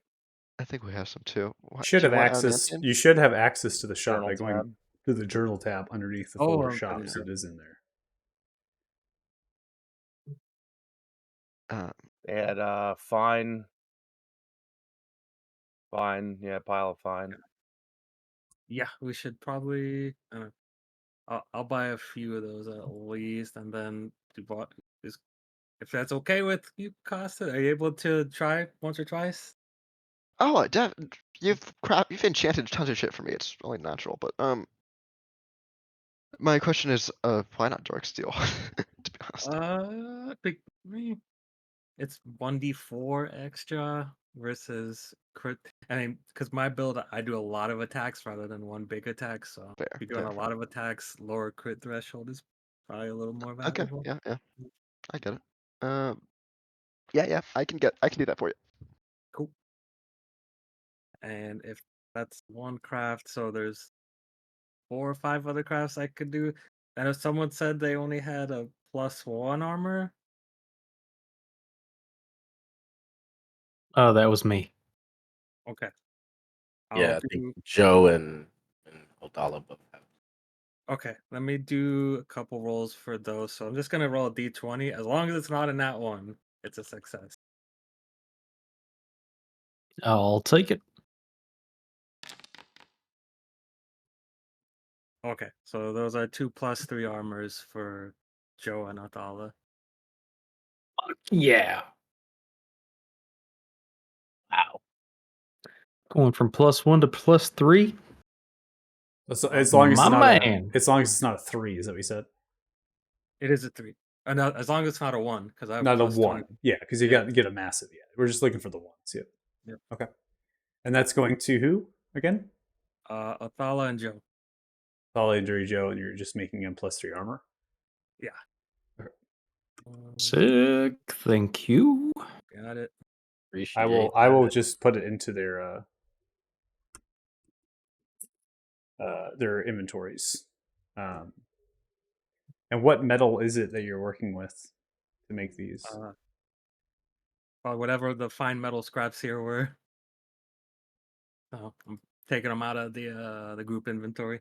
Okay. And you're just going to work with their, because that's also something to think about. Are you going to want to work on? Are you going to want to work on just getting their current armor to +3, or do you want to make their armor into a different? Like, do you want to get a different metal on the armor, right, and then do the enchantment after that? Because right now, Dirty Joe has studded leather of durable 1, and so it'll just go up to studded leather of durable 3. But there's no actual special material like metal that's used for that armor. Does that make sense? Is Joe able to use like heavy like metal armor? Well, studded leather, you can actually, or any sort of armor type can be a metal. So any type of armor can have a metal associated with it. And it doesn't narratively, it's like if you're wearing studded leather, it'd be your studs, right? If it's regular leather armor, it would be like the buttons and pins, right? If it's hide leather armor, it can simply be some other accent pieces that might hold it up. So that's Which why one would be better for you, Joe? Wait, would I get any specific benefits from having like adamantium studs on my leather armor, as opposed to you'd just be immune to critical hits. well, shit. Yes, please. Right. So Costas, we need a couple rolls here. Can I roll for them while I'm crafting for the orcs, or is the Yeah, orcs they can a separate sneak it thing? in. They'll sneak it in, right? Throw They'll a piece of sneak in some armor. orders Sneak at it the in. orcs? Throw a piece of armor on the anvil. Do it now. Do it now. Do it now. What are you going over there? Nothing. That's fine. Give me a roll. Two of them. So while we're on that, I have breastplate of durable 2. Would I be able to transition that to adamantium breastplate of durable 2? No, because once it starts, the metal cannot be replaced, but the enchantment can. So that's why I'm referencing this now. Michael, I because cannot hear you. Is it just me? Yeah, Can you hear? I can hear him Think fine. of the metal as the base, and the It's enchantment's just on top you. of that. Yeah, so the metal is the base, and the enchantment's on top of it. You can never change the metal. You can never add the metal. So what is important is that it is in a way is like if you do combos, you actually can come out ahead, right, without putting too much investment into it. You just have to do a little bit of legwork because you have to have someone make the metal armor first and then do the enchantment afterwards, unless you're buying it outright like that. So just need 2 rolls from you. Just roll 2d20s. I know what your bonfires are. Okay, for me. Yeah. D20s. Okay, Uh-oh. as long as they're not 4s. Yeah, as long as they're not 4s. We're good. Okay, good. Okay, then I'm gonna roll 2 more d20s. This will be 1 for an adamantine sword +3, and 1 for adamantine leather plus. Oh, by the way, Istri while you're enchanting, do you have an extra spot for like the enchantments? Like that's not being used? I have, let's see, that's 1, 2, 3, 4. I think I have room for 2 left. Perfect. Would you mind enchanting resistance to like non-magical slashing and stuff on my armor? Oh yeah, I don't think that's hard at all. Endurance.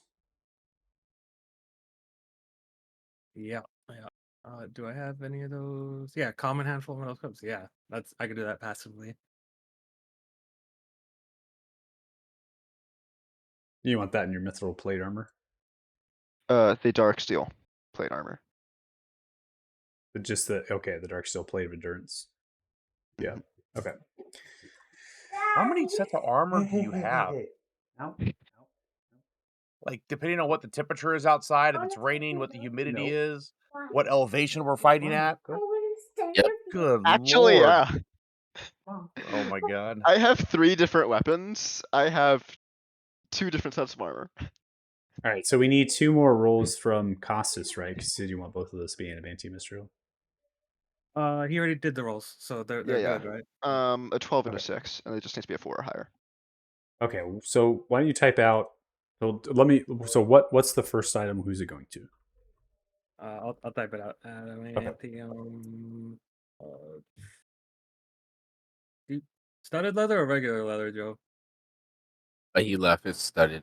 Studded leather. Same as Othala. We wear the same armor.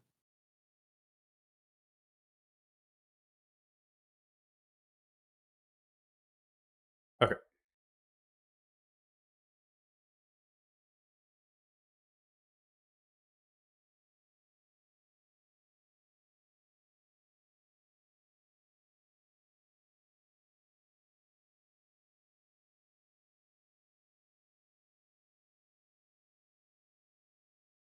Wow. Immunity to crits.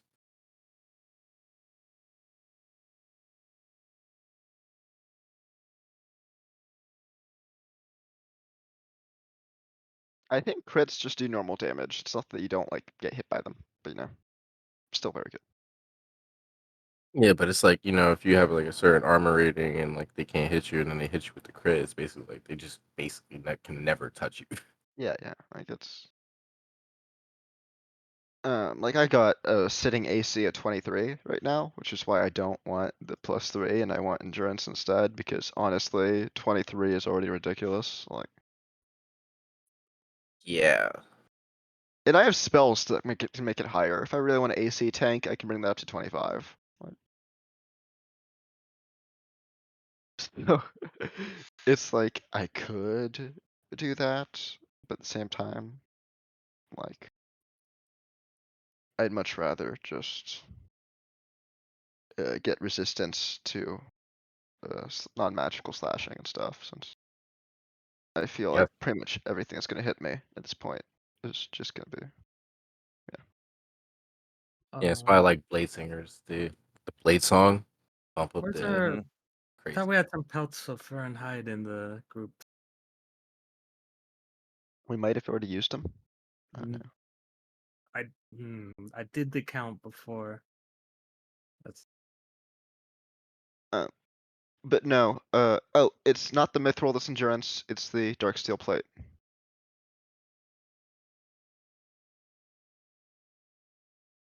Michael. I'm sorry that I keep confusing you. The mithril is just my sneaky armor. Because it doesn't set off. Actually, no. So my sitting AC is 24 then. No, yeah, it's the mithril is what I use for if we're hoping not to fight,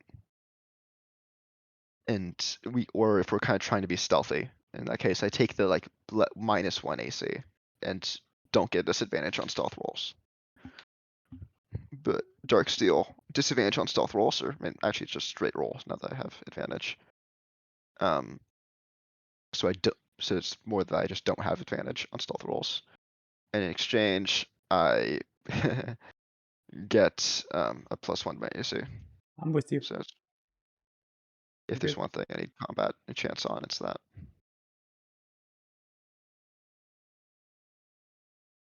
Actually, that's a quip since we're not being sneaky right now.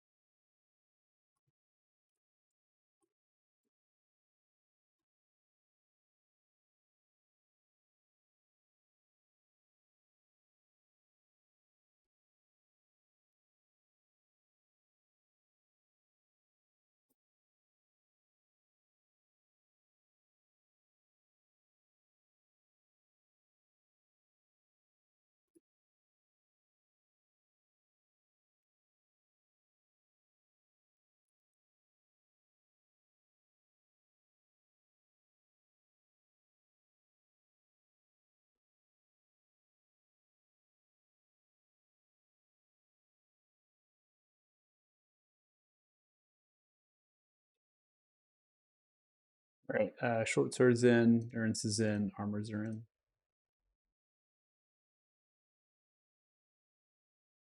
There's the last Sturdy Joe, huh? Yeah. Yeah, he's having audio issues. Rest in peace. Yeah. Bye bye, He little may be back, hopefully. Sebastian. I wonder if he restarted his PC. Probably. Yeah, probably. So if it took an hour to do those two crafts, could I just look at the oculars on the Blood Knight? I know they're broken. Just studying them. Sure. You want to give me a roll? Oh, Kit, do you tools, have keys. anything that's not like magical or anything? Like any not cool metal weapons or something? What? In for the remote. Basically, I'm asking, do you need something crafted? Because I have extra Dark Steel. Oh, I mean, I have a nightmare. I got my silver tomahawk with frost brand. So 17. The goggles, or the oculars, I should say, because they're just oculars. They are in a state of need of repair.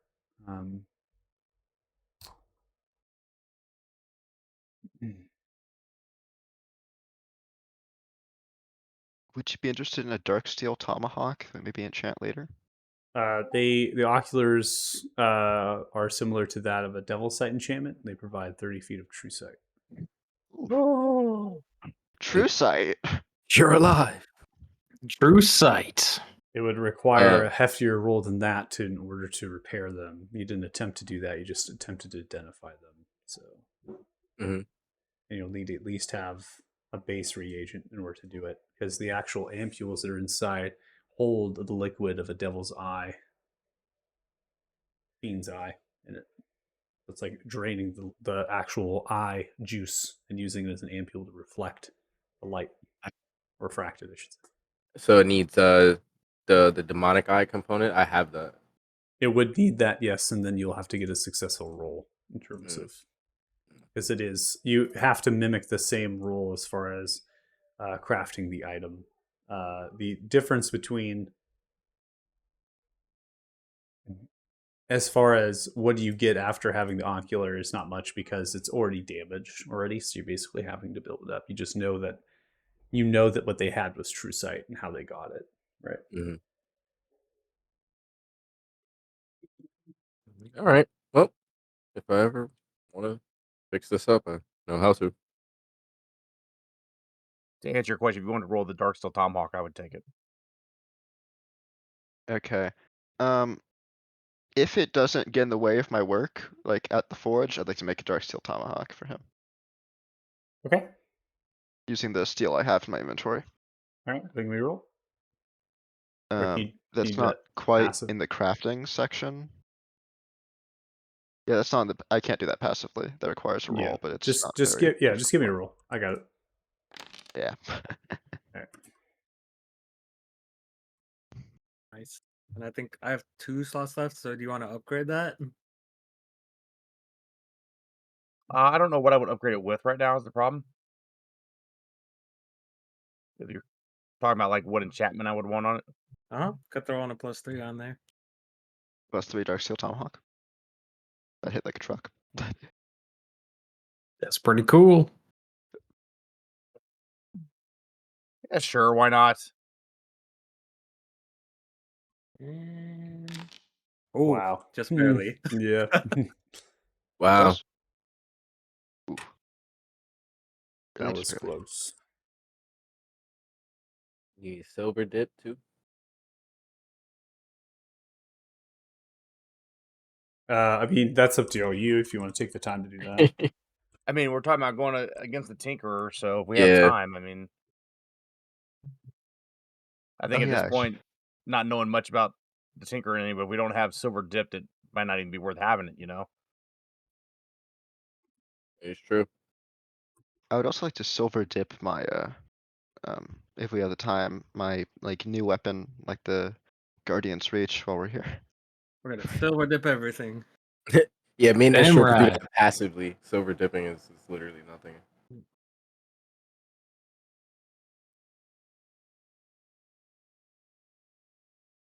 Just the cost.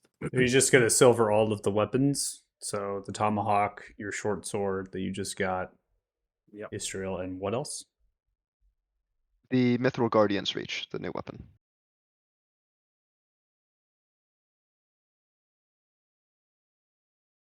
The one that you currently have in your inventory, not what you sent over Yes. to me. Yes, not what I sent over to you. Okay. For Just want to clarify. yeah, that's my ideas for modifications if I ever decide to get in the route. Faith, for crafting, do you want to split up the where you get the other crafts, and I'll take the silver dip so we can manage? I got one more slot left. I could do a craft on.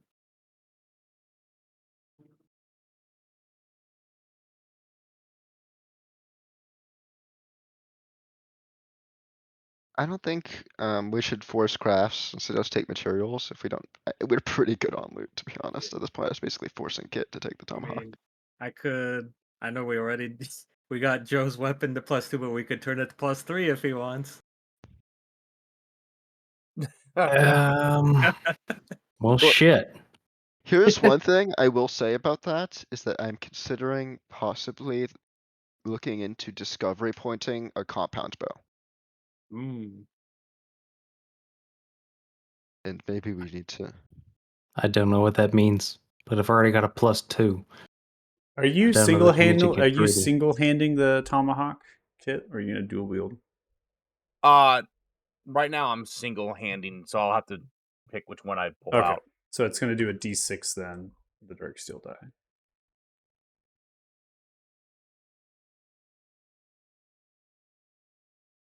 You see,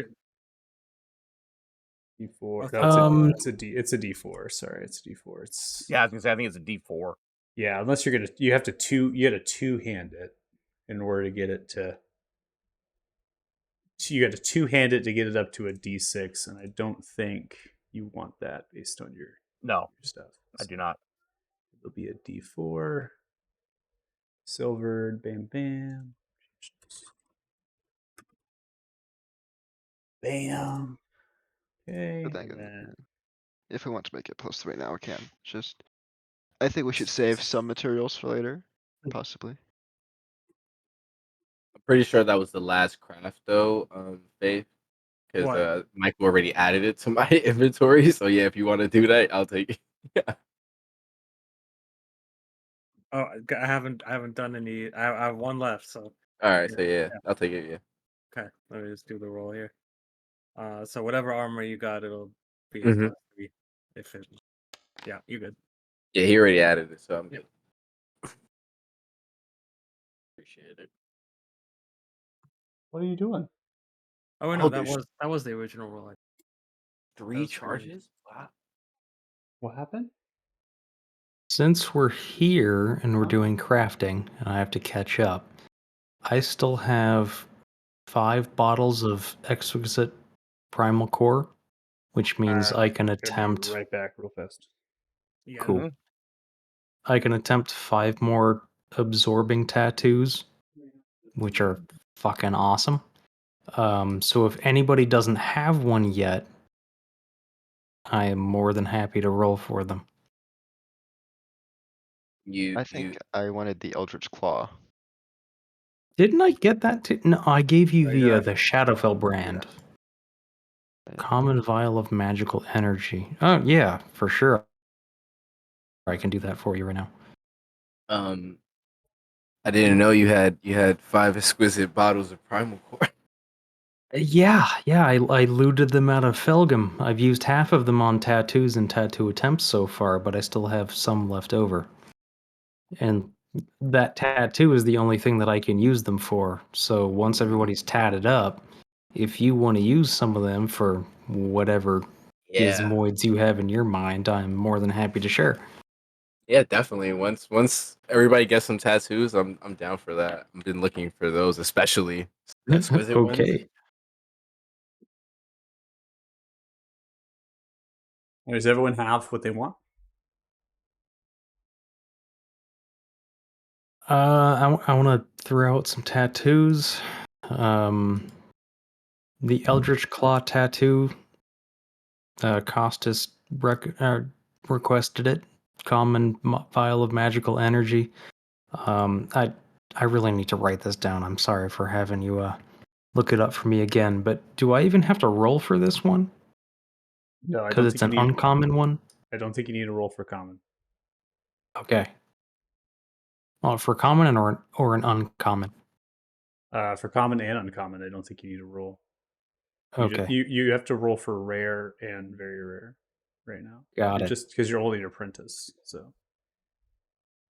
Okay, so I am going to deduct one of those of my common magical energies. And if Alright. you would be so kind as to move an Eldritch Claw tattoo into Costas's inventory. Okay. And for everybody else, I know I've done a few of them already. Does anybody else want an absorbing tattoo? I do need to roll for that. I've left the 5. What does that one do for you? That gives you... Oh, goddamn it. I'm going to have to look it up. Sorry, I had the sheet open and I closed it somewhere. You get your choice basically of any resistance to a damage type, and then you get like an action you can use like once per long rest to completely go immune to that particular type of damage. I mean, if we got extra stuff, I'd probably take one of those. All right. All right, let me just read it out here for you. Damage resistance. While the tattoo is on your skin, you have resistance to a type of damage associated with that color. As shown on the table below, DM chooses the color and determines it randomly. When you take damage of this chosen type, you can use your reaction to gain immunity against that instance of the damage, and you regain a number of hit points equal to half the damage you would have taken. Yeah, I'll it's take one. pretty goddamn useful. So what kind of damage do you want?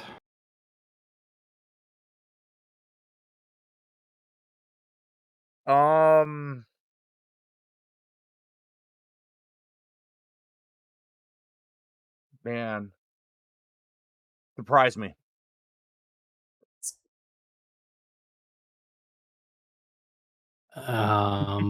Surprise me. Wow, dealer's choice in a tattoo parlor, Dealer's man. choice. That's Yeah. fucking That's right. raw. That's Yes. right. I do not suggest that, but all right. I mean, maybe I would guess maybe you would want like fire or necrotic or something. I live on the edge. I was actually thinking necrotic, so let's go necrotic. All right. Michael, what do I need to roll to make that happen again? Is it rare? I have that. Yeah, it's Yeah, rare. it's Right? a very rare. So Yeah. I have the very rare. +5. I have the +5 enchantment needles that I got from Istriel and then I have Where are you guys getting the improved crafting apprentice tools? shit. You can make 'em. Those were Faith was nice enough to craft those for me. Yeah, Wait, excellent. you Some guys of can her challenge to craft give you a +5. improved. You guys can craft improved crafting tools. Oh Not- god. Expertise tools, Expertise Yeah. enchantment. Yeah, there you go. Expertise enchantment on the tool. I didn't know this. This is the thing. Go ahead and roll your needles, Dirty Joe. All right, just a flat D20. You just you can click your needles in your inventory. And it'll I roll. can? Yeah, you have the Oh, tools shit. there. You just click the tool. Where is that? Let's see if I can find them right now. Under the category tools. Tools, thieves, tools, seekers, tools, needles of expertise. Bling, dexterity, equipped, proficient. Yeah. I'm not seeing a roll button here. I know I'm stupid, but the dice button. The dice Yeah. button. I found the dice button, guys. Okay. Wow, 22. Ah. That is going to be a failure. Okay. Let me subtract one of those out of my inventory and try again. Damn, 3. We Yeah. need 25. 25. Yeah. So he's got to roll not really not that high. I was gonna say, Yeah. anything anything above a 6. Yeah, you got There it. you go. Okay. Hey, there we go. Opa! And that's necrotic.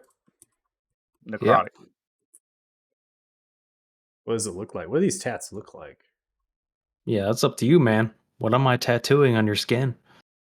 So this was a necrotic one. So I imagine what you have is you have the way that Kit has always imagined himself being a fighter, not necessarily a scout, with him standing on top of probably a pile of bones, skulls, bones, and everything, with his tomahawk in one tomahawk in one hand, one tomahawk in the other hand, and just letting out a voracious roar, type thing in the bugbear. So That is metal as fuck, dude. Hell yeah, I yeah. mean, got to come up with something for it, right? See, I'm the tattooer in the Friday group, so I have to come up. Well, I don't let people choose their own. I tell them what they're getting. Oh shit. Okay. For what the tattoo looks like. You're So, getting this and you're I going to even- deal with it. Please. I poked fun at Michael with one of them with my relationship with a certain commander in Othema, or not Othema, Lathan? in Olathe. Fort. No, Wait, it was fair. Othema. It's Fort. Othema. Yeah, it's Othema. Yeah. He pokes fun Yeah, at Othema. Wrangler Uku. Oh. His character's on the bad side of Wrangler Uku. Can you imagine that? That's not a great place. Fuck, that guy's a Great. treasure. I thought he got flirted with by that commander in Lathan too, and I was like, what? He would do that? Is that like a scripted character event? So I gave one of our guys a tattoo because they got in a fight in a bar. So I gave him a new age tattoo of him knocking the commander out while he was holding on to his beer. The commander on the ground, kind of the cartoon eyes type thing. Yep. So I try to make cool ones up for all of them. Dope.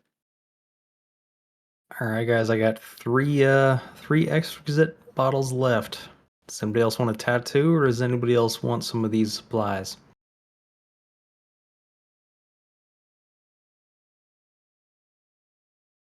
Okay, sorry, there's something I need to know. Do we have any more enchants left? We are all out. Fresh out. All right, I will hold on to those for now. Then, who doesn't have one of these tattoos? I don't have Head any count? tattoos. Okay, so Athala need one.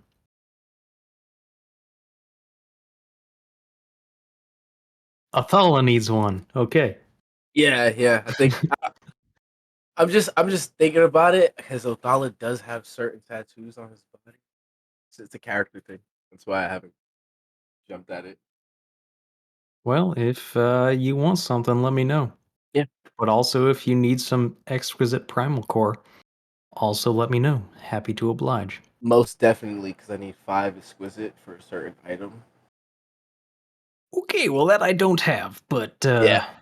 Yeah. If you need me to share some in the future, When we get there, as long as you're holding on to something, that'd be I great. got them. Okay. Well, and I thought we would get to the meeting, but we're kind of at a point where it's a good point to actually stop, so we don't go into anything else that's going to take us too long. Especially since I want to kind of help out with my daughter's situation for tonight. I'm going to get her to sleep personally. So, other than that, otherwise I would have gone later so we can get to that meeting. We have some extra time to make up for, anyways. Not too much time anymore now. I mean, we've added up quite a bit. But yeah, so we're going to call it for today. That way I can tend to those things and then not get too far, since we went through quite a bit of lore stuff. We asked my and talked God, to yeah. her, Pip, and Ukar. So let you all digest that before we go into like the next thing. Just know that the plan that is involved with Ukar is not very complicated, and it is going to be almost like I was gonna say it's the gravy boat, baby. No, but Ukar is a very powerful character, and this is the almost time in a campaign where players really feel like, wow, this is like the strongest ally that we've ever had. And you can either take their offering or not. It's entirely up to you. But they are going to move against the Tinkerer. They are going to move against the Blood Knights, and they are going to try to free the city. And once you hear their plan and how their ideology is with this whole thing, and actually will try, it will line up with most players in their alignments and their paths. And for this group, just helping you out a little bit, most likely will line up with yours. So if it is that is the case, we are looking at some days of downtime stuff. So if you're wanting to do a magical discovery, or if you're wanting to do a downtime activity, I would consult that right now, because you can send that to the downtime chat, or you can DM me with that magical discovery, and I'll have it at least prepped in case you decide to go with the plan. Okay? Sound fair? Cool. Okay. Yeah. Cool. All right, I'm going to calculate some experience points. And Costas can learn Gnomish. It's true.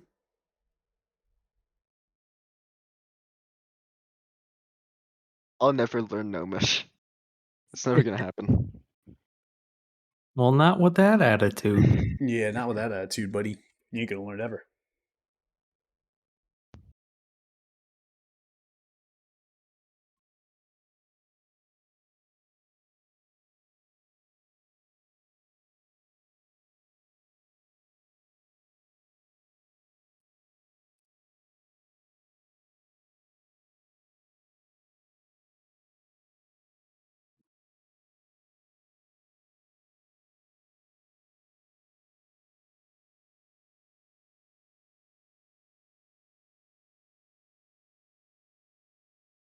Goddamn nicotine. Nicotine. I knew better, but I picked up the habit again. Gets you every time. It's been a year now since I've been back on it. I have not been able to kick it. I even tried a few weeks back. I was a week clean. And then, after sitting in a traffic jam at 2 o'clock in the morning on one of our California highways, I was so stressed out I broke and stopped by a gas station, picked up a cheap one again. 5 years I was free of this bullshit. That's tough. I mean, I've been smoking since I was like 16, thereabouts. I'd been on and off for years. I'd finally weaned it years ago. And just when I went to Europe with my cousin, he had a bunch of these vapes. And I figured, hey, we're all running around Europe. This is like a vacation of a lifetime. Who knows, it might be 20 years before I get to come out here again. You got drugs? I'm gonna take your drugs.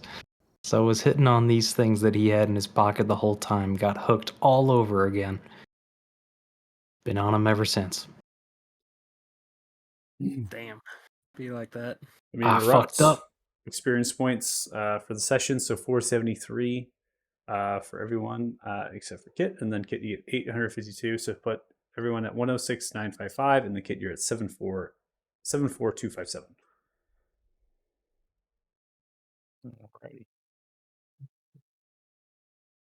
All right. If you're watching the stream, thanks so much. Really appreciate it. We're going to close out now. Definitely check us out next week, Saturdays at 4 p.m. PST. Thanks so much for watching, and we'll see you later. Bye. Bye. Happy New Year. Later. Happy New Year. Bye.